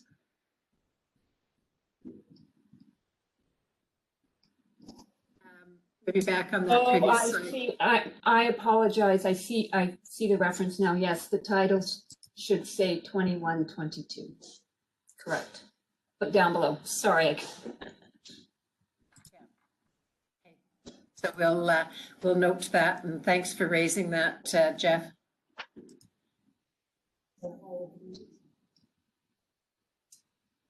So Megan, you want to take us then through what our options are? Oh, is there a question? Oh, Director Haynes. No, sorry, I just thought I had indication you wanted to speak. So we have this base and we have options for funding it. Correct. I mean, at a certain point, we need to start sort of saying, okay, we're locking in something. Do you want to show us what our options are, and then we'll deal with that and then go on to expansion? Sure, that's a good idea. So the table below, and on my apologies, the title should, in yellow, should say 21, 22. Thank you for pointing that out. We've chosen a range of potential options, and again, the commission has the ability to choose any of these options or a different option if they would like to. And I'll run through them. We are currently at $1.45, 145.50 cents transit levy per average household, and the range of options are zero, keeping it at 145.50 or a 0% increase, all the way up to a 7.2% increase or $156 per household transit levy. One thing I'd like to point out, which is not included in this report, is that the January 2021 BC assessment, which was used to calculate the property taxes, what we're seeing is on average, residential assessments are up 5.5% in value and 1.4% up in occurrences, which is somewhat traditional. But what we are seeing is that non-residential or businesses, the values are down 2%, which is unusual in the last few years, and occurrences are flat. So that's why you need a certain percentage increase just to keep the property tax income flat to current year. Round 5.2% gets you to our current level of property tax levy income to the commission.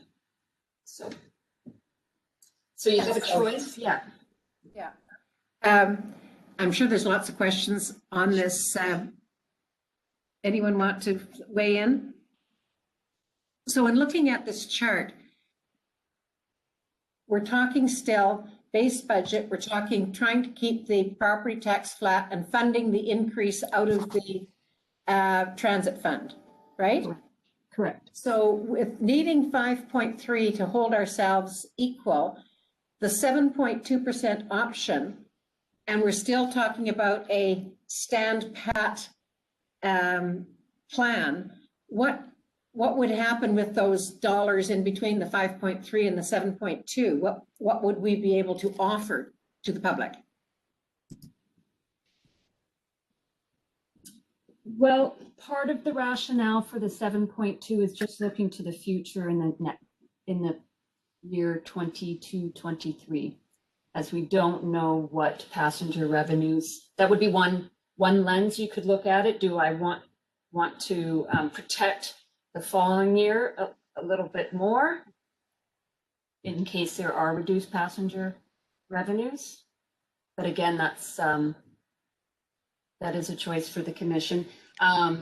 Even at, I would say on average, you need at least, under normal conditions, the commission contribution from the transit fund has ranged anywhere between $4 and $6 million per year, all things being equal, and no impact to property taxes. So, you'd be left around $20 million at the end of any of these options at the end of next year, and you might need anywhere between $4 to $7 million for the following year, and I don't have that crystal ball yet, what passenger revenues will be in 22-23.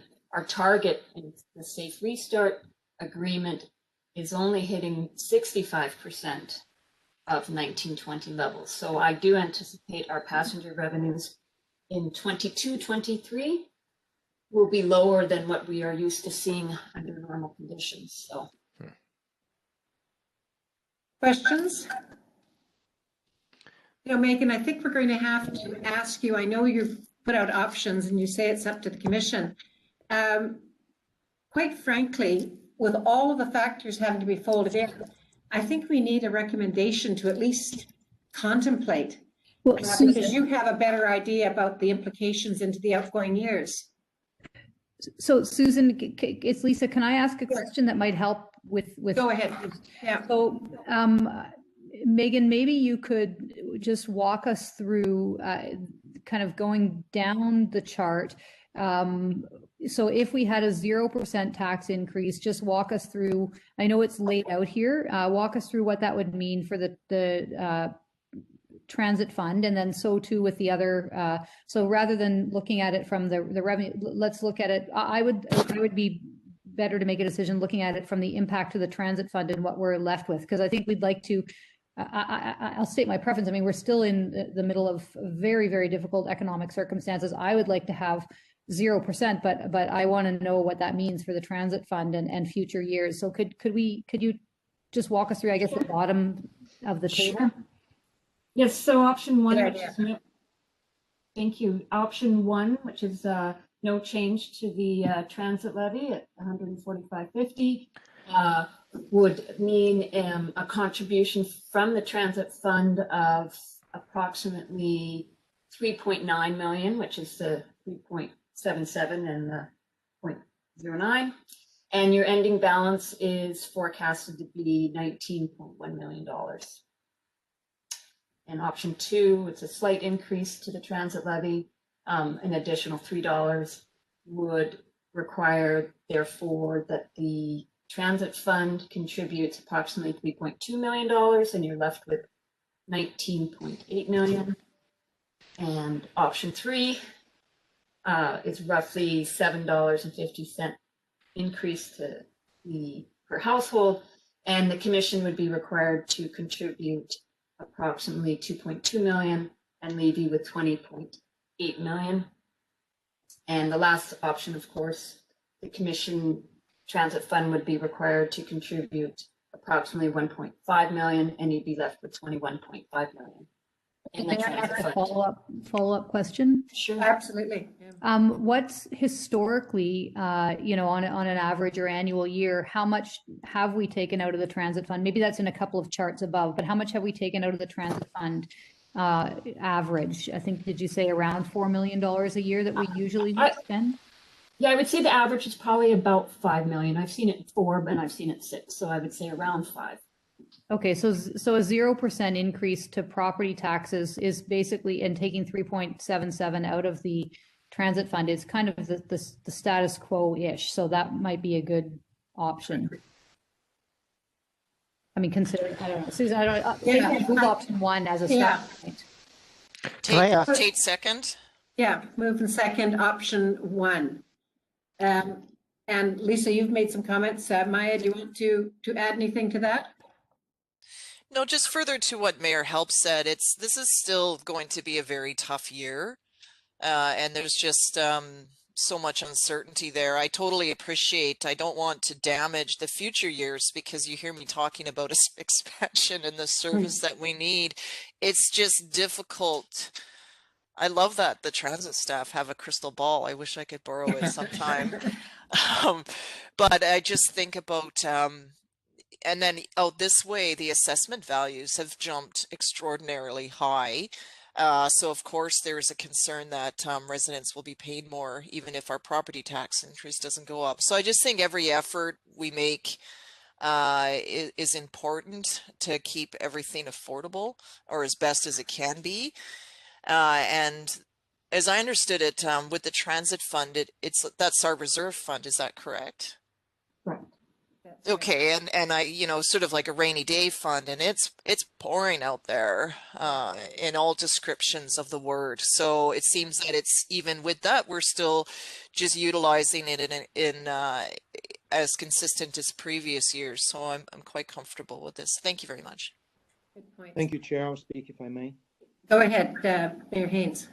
Thank you. I completely agree with what I'm hearing from Mayors Tate and Helps. It is a very difficult year, and the property levels are going up. I think this is the prudent move, and I hope we can all support it. Thank you, Chair. Further comments?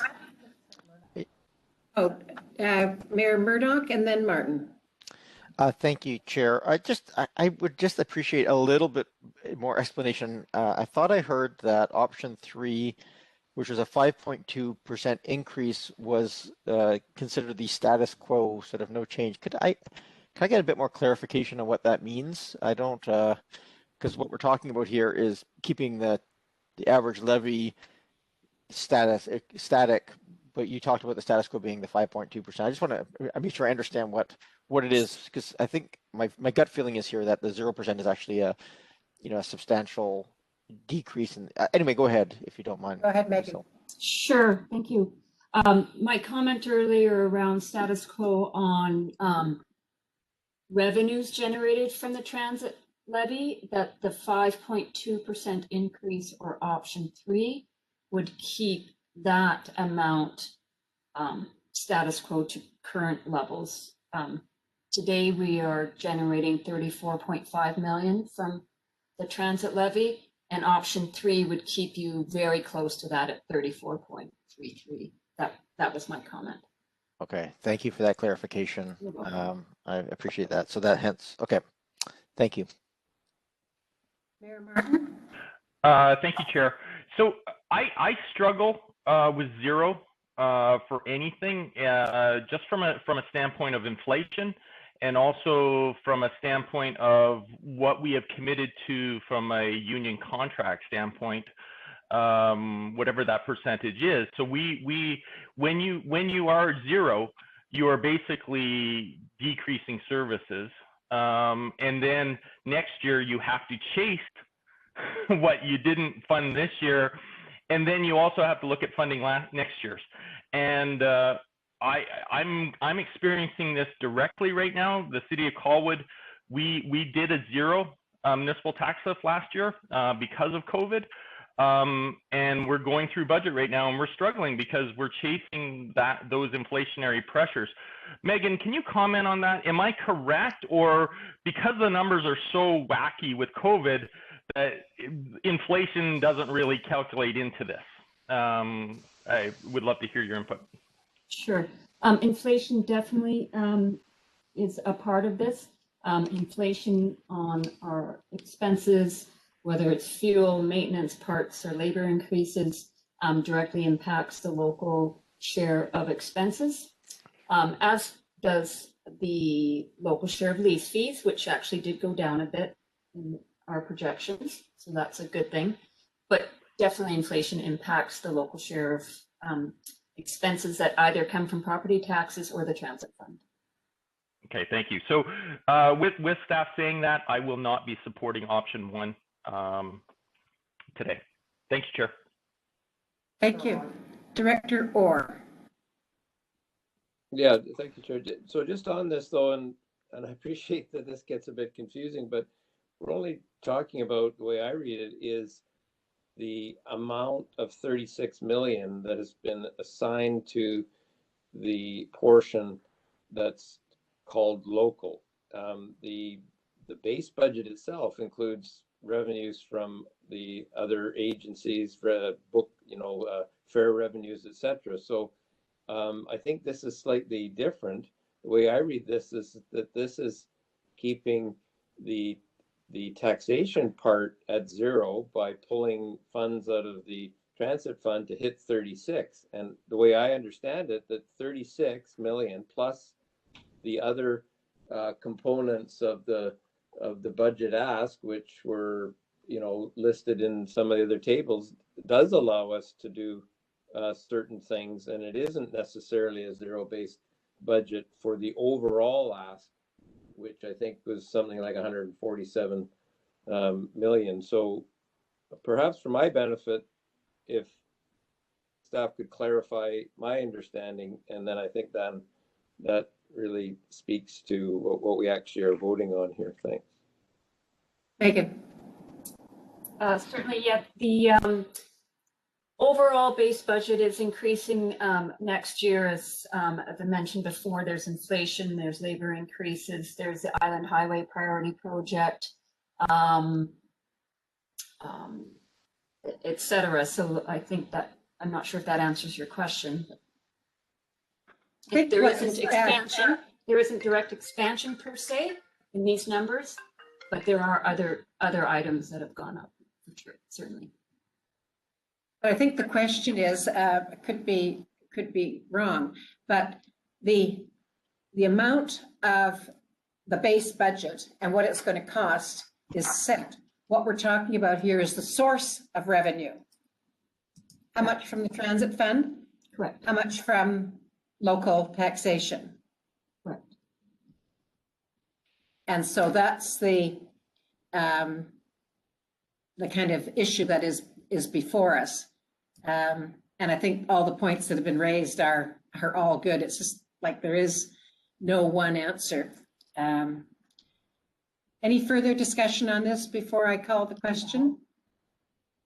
Oh, Shamarki, go ahead, yes. Thank you, through the chair.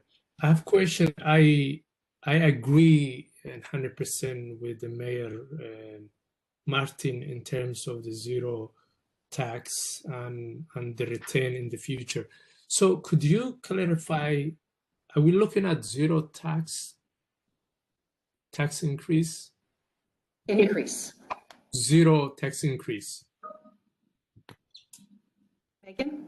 Sorry, option one is a 0% increase on the average transit levy per household. That is option one.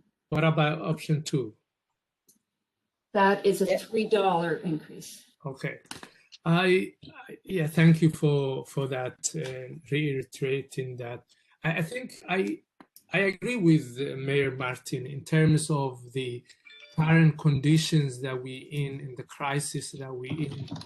The public really wants governments, local governments, to do whatever it takes to save the economy. And I strongly believe that every dollar we invest now in people, which is the service, in communities, and how we do now is those dollars will really strengthen the economy and will pay big dividends for the years to come. So I do not support zero increase, because we are in crisis, and really the public wants us to do whatever it takes to save the economy, and transit is a tool and a vehicle to improve economy, especially local economy.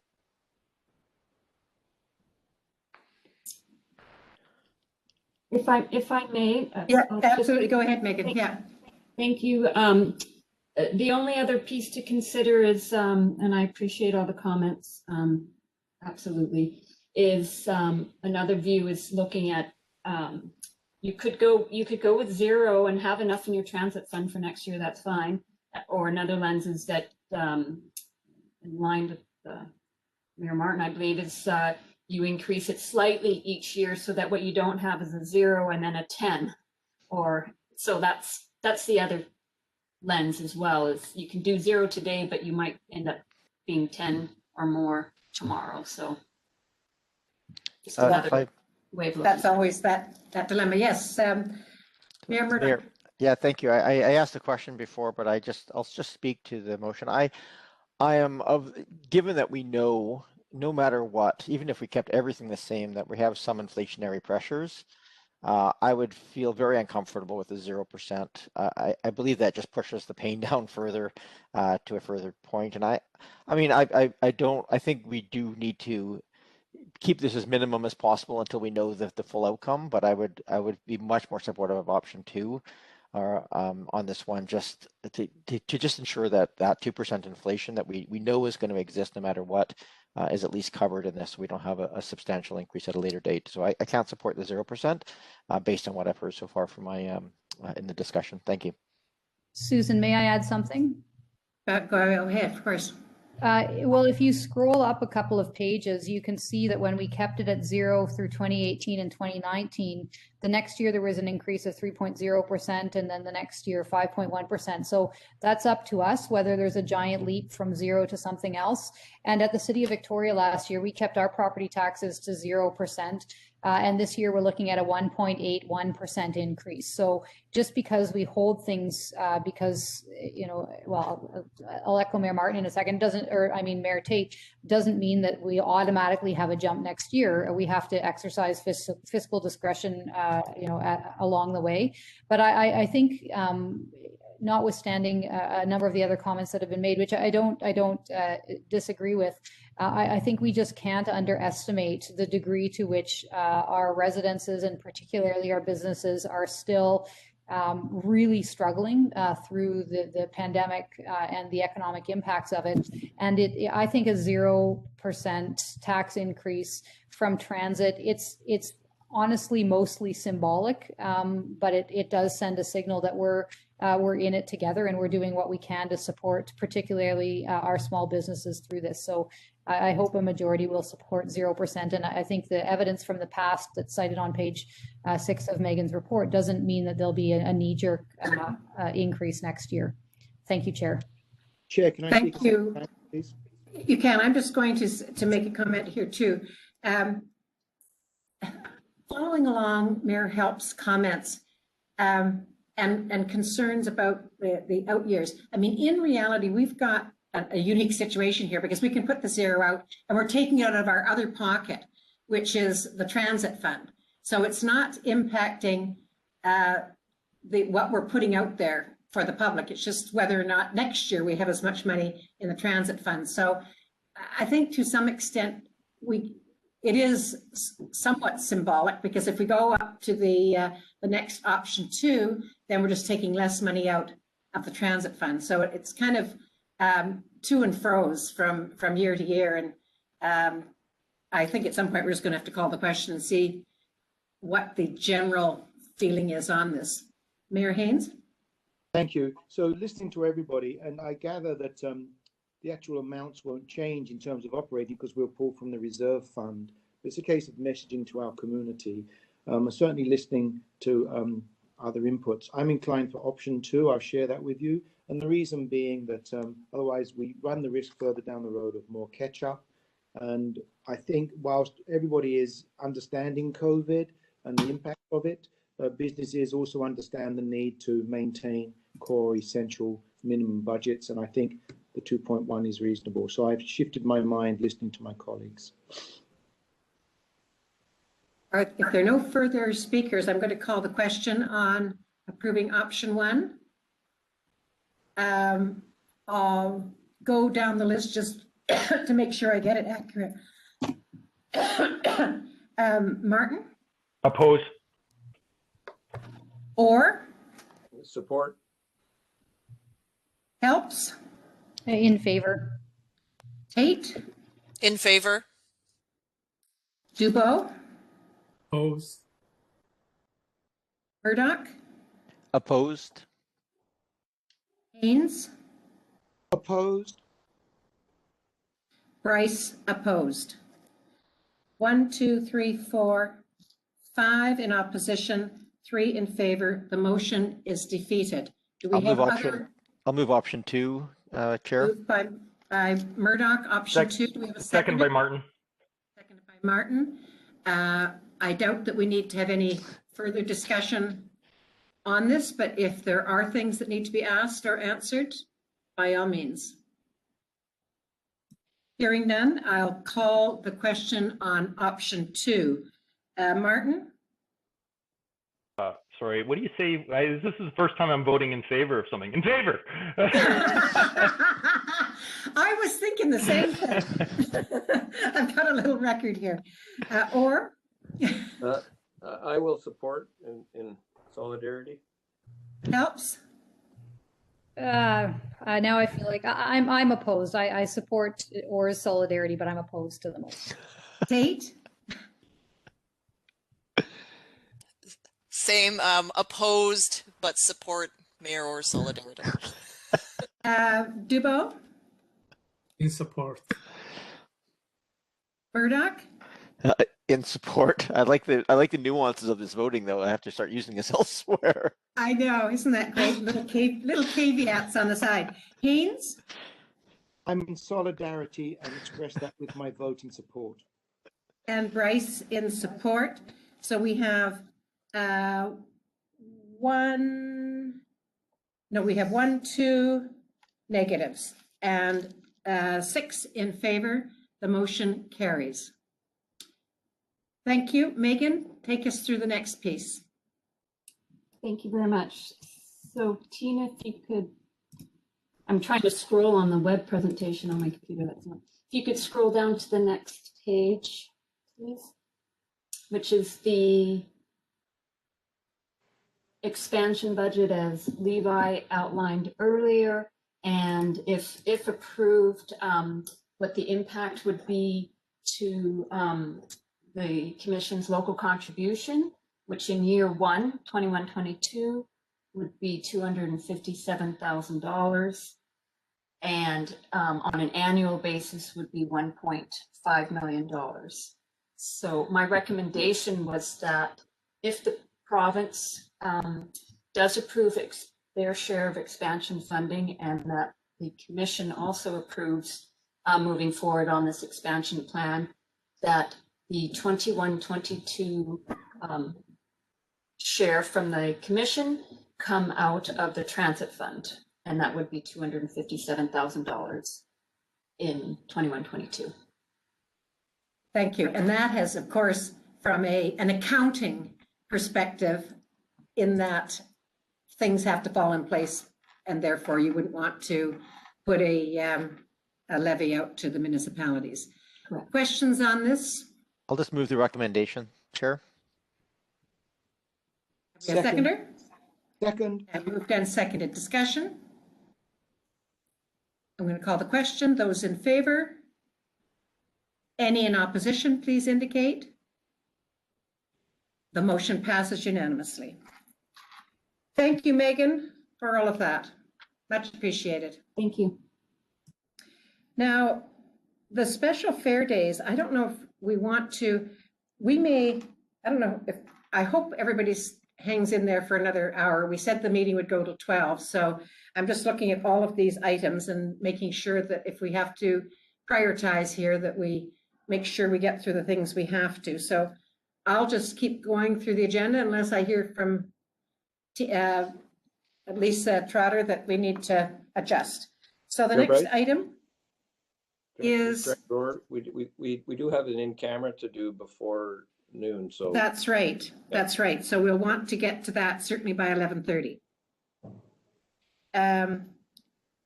And looking at this, we've got the 2 approvals on here for the special fair days and for the local transit plans. The rest are information which certainly we've all read, but as much time as we can get from staff on those as well. So let's go to Chris Gregory, and the issue is the special fair days, a recommendation, plus we have moved from earlier in the agenda the Claremont School project to this discussion.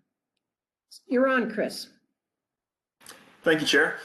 And good morning, Commission members. I'll start with a quick introduction. This is my first time in front of you. So previously, Ryan Dennis had been the fair subject matter expert for the Victoria Regional Transit System. With work progressing on the Next Generation Fair Technology Project, he's been seconded to that on a full-time basis. So as such, I'll be supporting Victoria and the other regional transit systems around the province for the foreseeable future as we build out capacity in the department. Welcome aboard. Thank you. So today for consideration, I brought forward a short special fair day report, which was requested to essentially standardize the special fare days a year, avoid on-demand approvals from the commission, which have happened in the past. So in the report, I've outlined the current offerings, which include Remembrance Day, New Year's Eve, and election days. I've also highlighted in there on the next page, Tina, if you don't mind scrolling down just a bit, some new offerings for consideration, which include Go By Bike Week and Day, Earth Day, and Clean Air Day. So I'm recommending the Commission approve the dates identified for both conventional and custom transit, and this will help with and assist with planning and support of these events as we build goodwill with our current and new customers. Do you have a comment to make on the other item that was referred to this portion of the agenda? So I'm a little, it's probably maybe something Lisa might be able to step in there if I'm not mistaken. I understand it was connected, but it wasn't something I'd prepared for.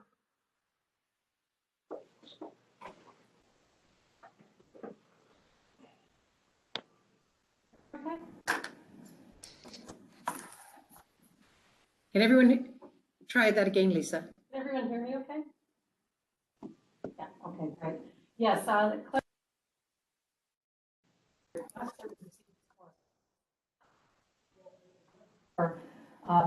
free fares on particular routes for particular days to support climate action. And I think that as we were looking through days that we previously, the Commission has approved for free fare days, thought it might, in order to be kind of fair regionally, be a better approach to look at this more holistically and include things like Earth Day and Clean Air Day to promote climate action and allow free fare days for the entire region. So I think that's how that ties nicely back to that request for clarity. Good. I'm going to unmute.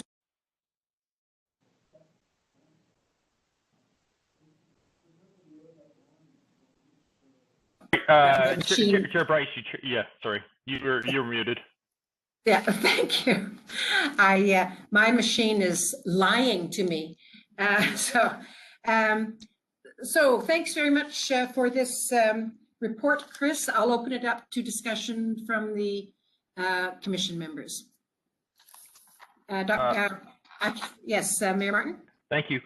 In addition to special fare days, and again, I may be off, this may not be the perfect place to fit this, but I'm thinking about, especially around COVID and with COVID vaccinations, and especially the age groups that we're talking about, the 80s and the 70s, and a lot of those individuals not having transportation. Have we looked at any sort of discussion, or have we had any discussion with Island Health or how we move people to vaccination centers? And would we consider doing a fare day where residents don't have to pay if they're going to a vaccination clinic? Staff?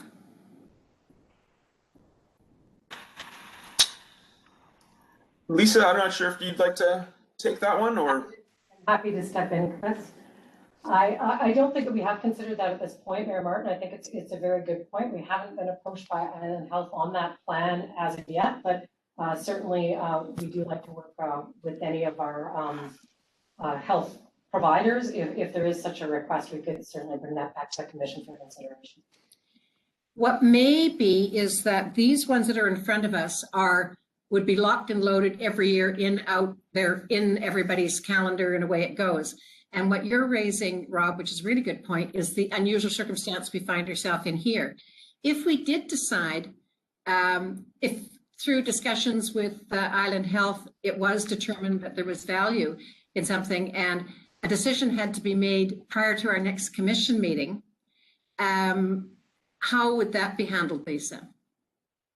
Yeah, certainly through the chair, we would be able to look at that like we do for many of the emergency procedures where we dispatch a vehicle. So quite often if there's floods or there's fires or there's provincial emergencies, or if the province requests our help, those would be ad hoc and sometimes directed by the province, or other times we would seek Commission approval via email interim. I think that this report was hoping to look at just the consistent annual free fare days, so that from a marketing communications perspective, we're prepared to go forward with them rather than annually having to come back to you and ask for approval or to seek that clarity last minute around Remembrance Day or such. So this doesn't preclude those other situations from happening, just helps keep us organized on the ones the commission has already agreed to.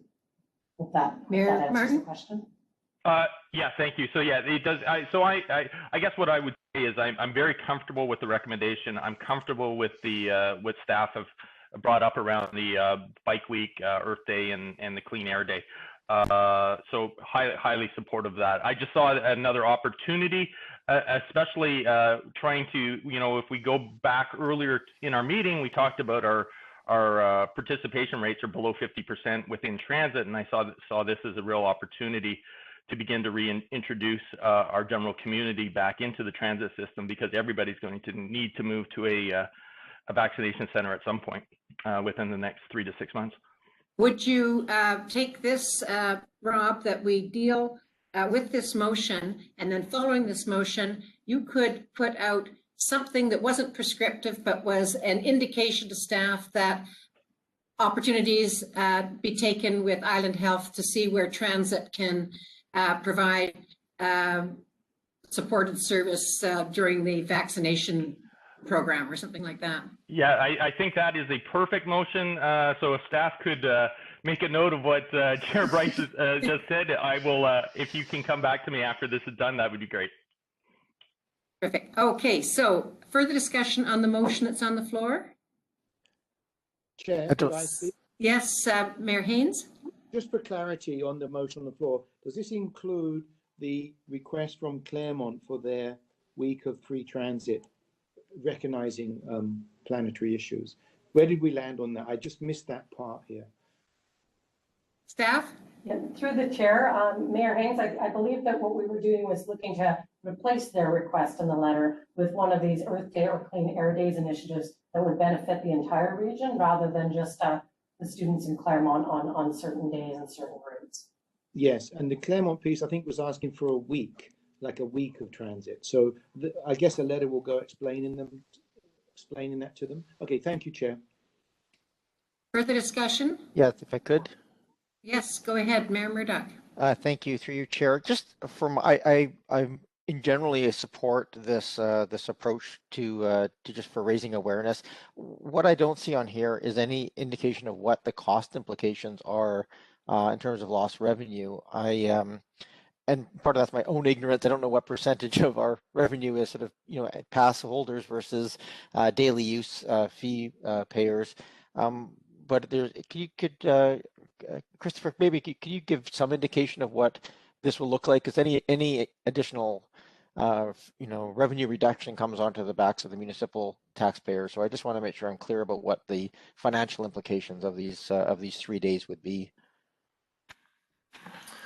Definitely, and thank you. Through the chair, so it's always tricky here now when we're talking about what our revenues look like before and post-COVID. So in pre-COVID times, if we considered the collection of cash, tickets, and day pass revenues on both custom and handy-dart, conventional and handy-dart, we were looking at about $45,000 a day for those kind of irregular customers that weren't pass holders. Looking back to kind of the most recent month where we had full data for, which was in November, with no kind of special days like Christmas and that sort of thing in there, we were looking at about $21,000 kind of in the midst of COVID. Okay, but for my clarification, we're looking at making these annual events, not 2021 events. Is that correct? Yeah. So so if obviously the go by week where you have to have a bicycle use and helmet, it probably won't have the same impact. But so we're looking at around $100,000 a year, give or take, in all likelihood on a cost basis to run these promotions. Yes, depending on how many users pick up and take make use of these programs, it could be somewhere in the $100,000 range. Okay, so not unsubstantial. I guess I'll just I think we have to kind of just keep an eye on those sorts of costs, as the reality is, of course, they're symbolic, but the chances of getting significant increases in ridership from 1 day a year, 2 days a year, is unlikely. We're essentially just subsidizing those as a mechanism of signaling the importance of those days to our community. So thank you for that. Further comments on the recommendation? Those in favor? Those opposed? I hear no in opposition, so the motion carries. Thank you for that, Chris. And let's move to the planning update. And sorry, excuse me, Chair. Yes. Would this be the appropriate time for that motion that you were just talking about? Of course. Okay. Of course. So I will. I'm not going to repeat what you just said because I think your wording was probably the perfect wording. I don't know if staff recorded it or not. I'm hoping they did. The motion that you had read out previously, or would you like me to rework it? Okay, excellent. So I'll just make that motion. We have a seconder? Oops, Tate second. Tate second. Any discussion? Those in favor? Those opposed? Motion carries. Thank you. So, planning update, Levi, and we'll ask you to give the abridged version if we could.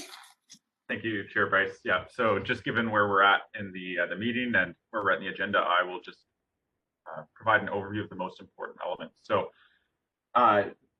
due to COVID and some of the continuously changing demand and running time context within the system, our planning and scheduling departments have been very busy doing analysis, both from a ridership and runtime perspective, and making tweaks and changes every service change. So you'll see for the winter and the spring 2021 service changes, we've made a number of changes to service levels and runtimes to better match the new conditions we find ourselves in. In terms of broader planning initiatives, we'll be presenting the Broadmead, Cordova Bay, and Esquimalt View Royal local area transit plans for approval at this meeting, just a little further down the agenda. And I just want to flag that we've just kicked off the Peninsula Local Area Transit Plan in January. And we're also looking to start the West Shore Local Area Transit Plan refresh as of spring of this year to help support some future network changes we're hoping to bring forward in 2022. The only other thing I'll quickly say is that the rapid bus implementation strategy is moving along, and we'll be providing an update to the Commission in the closed portion of this meeting. Beyond that, there's some other details in the report that I won't go through today, but happy to take any questions that the Commission may have. Any questions of Levi on this report? Seeing none, move to receive. Tate, move receipt. Second helps. Okay. Motion's on the floor. Discussion. Those in favor? Any opposed? Motion carries. Thank you. Thank you for that, Levi. Now the local area transit plans, and these are completed and ready for approval. And Levi, the Esquimalt View Royal one first, please. Excellent. So thanks again, Chair Bryce and members of the Commission. I will endeavor to keep this one brief as well. We've actually had these two plans completed for the last several months, but just due to the impacts of COVID and the heavy agendas we've had over the past several months, we've bumped this to this particular meeting. So really looking forward to presenting the findings of these two plans and being able to move forward towards implementation on a number of the priorities identified in both of these plans. So diving in, as I mentioned, the two local area transit plans we're bringing forward for approval today. Let's see which slide are they on here. Excellent. Yeah. So once again, really these plans are looking to identify service and infrastructure priorities over the next 5 to 7 years for both of these regions. And so next slide, please. Tina. So the Broadmead Cordova Bay plan first. I won't go into too much of the details there, but it's currently served by a number of frequent local and targeted routes. One of the key elements we looked at as part of this process is there's currently no transit service to the Blenkinsop Valley. So beyond improvements to the existing network and future improvements for new services, we did look at a number of options to support introduction of transit service to the Blenkinsop Valley as well as part of this process. Next slide. there was some pretty significant public engagement conducted as part of this process. So we did 2 phases of engagement. We had over 1,000 respondents across both phases of the engagement. There was a number of key themes that we heard through that. There was some concern about the proposed modifications for Route 6. So I'll talk a little bit more about how we responded to that and changed that to better reflect what we were hearing through the engagement process. There's strong support for introduction of service on Blenkinsop, and also a desire to see more frequent service and increased span on routes 33, 34, and 35. So in terms of the service proposals we brought forward, the Route 6 proposal was to streamline the Route 6 to one consistent route to improve customer clarity, and then replace the service currently serving Chatterton and Emily Carr Drive with the Route 25. So that'll be on the next slide. Route 25, oh no, that's right here. Sorry. So then Route 25 is looking to fill in the service gap that would be created by streamlining the Route 6.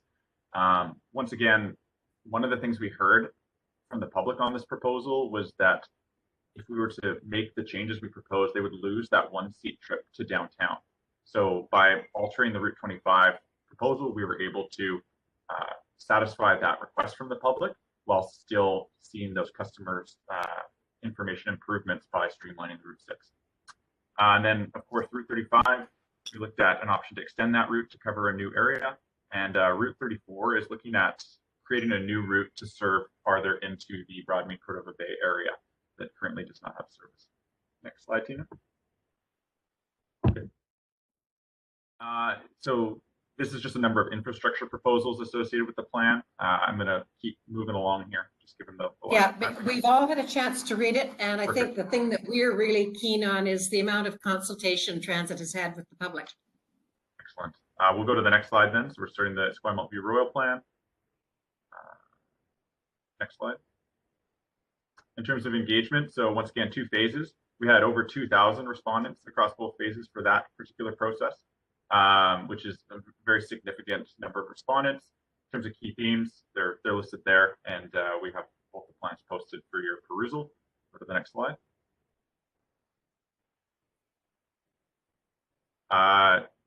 Here's the key short-term priorities identified in the plan. One of the key ones is the new Route 40, providing connection between Esquimalt to UVic along Admirals Mackenzie, and then some minor changes to 24 and 53. Next slide. So the medium to long-term priorities, I won't go into details there, but the one key piece was that we'll talk about as part of the rapid bus implementation strategy is in the long term looking to convert the existing Route 15 along Esquimalt Road into a rapid bus type service. So I'm going to leave that there. We'll move to the next slide. This just gives an overview of the infrastructure priorities identified there. Next slide. So in terms of next steps, these will be added to all of the different expansion priorities we have for all the other local area transit plans across the region. And they'll be assessed on an annual basis using our TEPS process, or Transit Expansion Prioritization process. And then the outcome of the TEPS process will go into future annual service plans and 3-year expansion requests. So with that, I will wrap up my presentation and open the floor to any questions or comments. Thank you. And as presented in our agenda, there is one motion that covers both plans.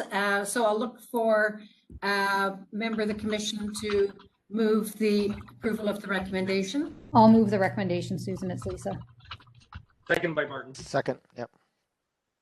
It's by Orr, is that? Discussion? Those in favor? Those opposed, say aye. Nay? Hearing no nays, I will take that as unanimously approved, and thank you for all of that work. I know there's a tremendous amount of work the staff do out in the community trying to get all these little bits and pieces together. Now I'm going to make a call here that the infrastructure, the operations issues have been circulated, they have been read, and I'm going to move, first of all, for number 15, the infrastructure update, that somebody from the commission put a motion on to receive. So moved. And seconded by Helps. And if there's any questions or discussion on that, we'll ask Levi to provide it. I'll call the question. Those in favor? Those opposed, say nay. All in favor. Thank you for that. And then the operations update. Would someone please put the motion on to receive that information, which we've Move had receipt, read? Tate.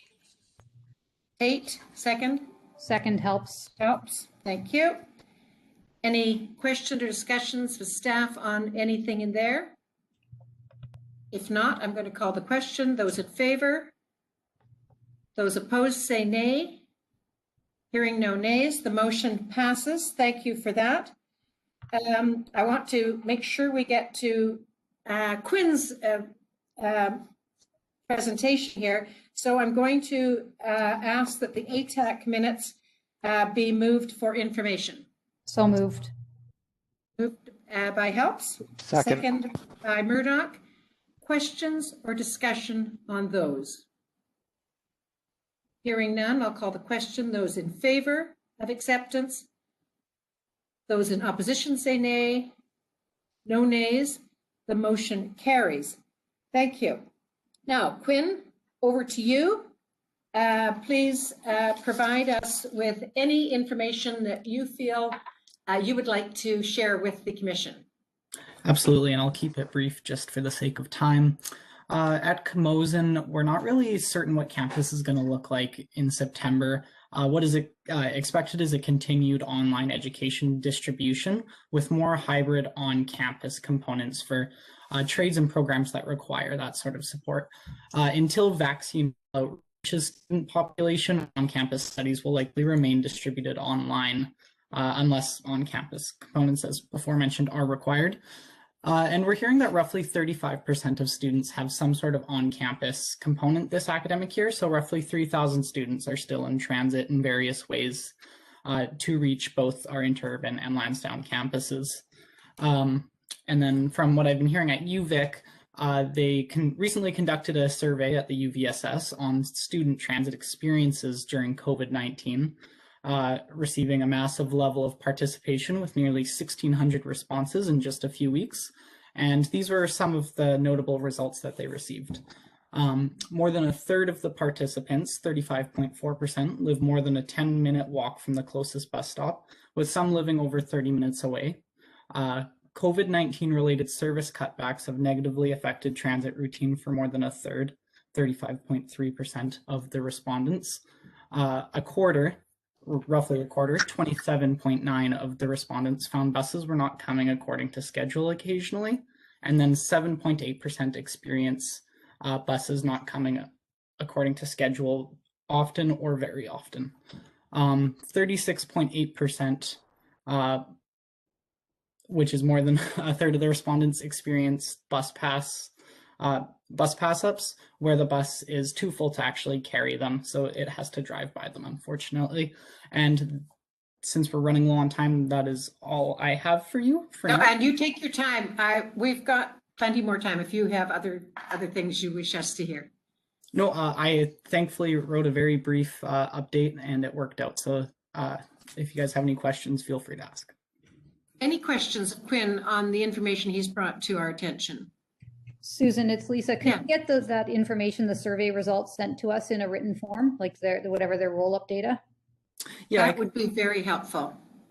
I can request that the UVSS forward that survey to me, and I can distribute it to you folks. Appreciate it. Yeah, that's good. It's really right on the ground experience, and that's valuable for us to hear. Jeff, or? Yeah, Director, just very quickly, kind of getting back to Quinn, I wanted to say thanks to you and Emily for the work you are doing. You know, we got tangled up in the sort of earlier topic, but you guys are doing a great job. This is further evidence of that, and we know you take your role seriously, and you're doing good work on behalf of the students at your respective institutions. So thank you. Thank you, Director. Yeah. Thanks very much for that, Quinn. I think the minutes will reflect that the verbal report was given by Quinn Cunningham, our student representative, and obviously no action required from the Commission. Yes, Mayor Haynes? Thank you, Chair. Sorry to interrupt you there. No. I really appreciate that the report. Am I muted? Am I okay? Yeah, okay. Can you I hear can me? hear you. Yeah. Thank you. So just reflecting, a great report by Quinn and the team of the students in getting the information in. When we have our next meeting, are staff able to give some indication of the steps the commission's taking to address some of those shortfalls in sort of a, not necessarily a full report, but some suggestion? I think we do have some work that shows how we are trying to address those shortfalls.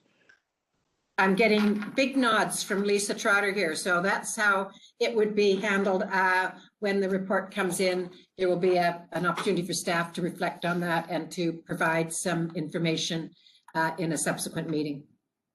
Thank you. Mayor Martin has his hand up. Mayor Martin? Nope, that wasn't me. Sorry. Wasn't you? Okay. Thanks then again, Quinn. Much appreciated. We have 2 items for in camera.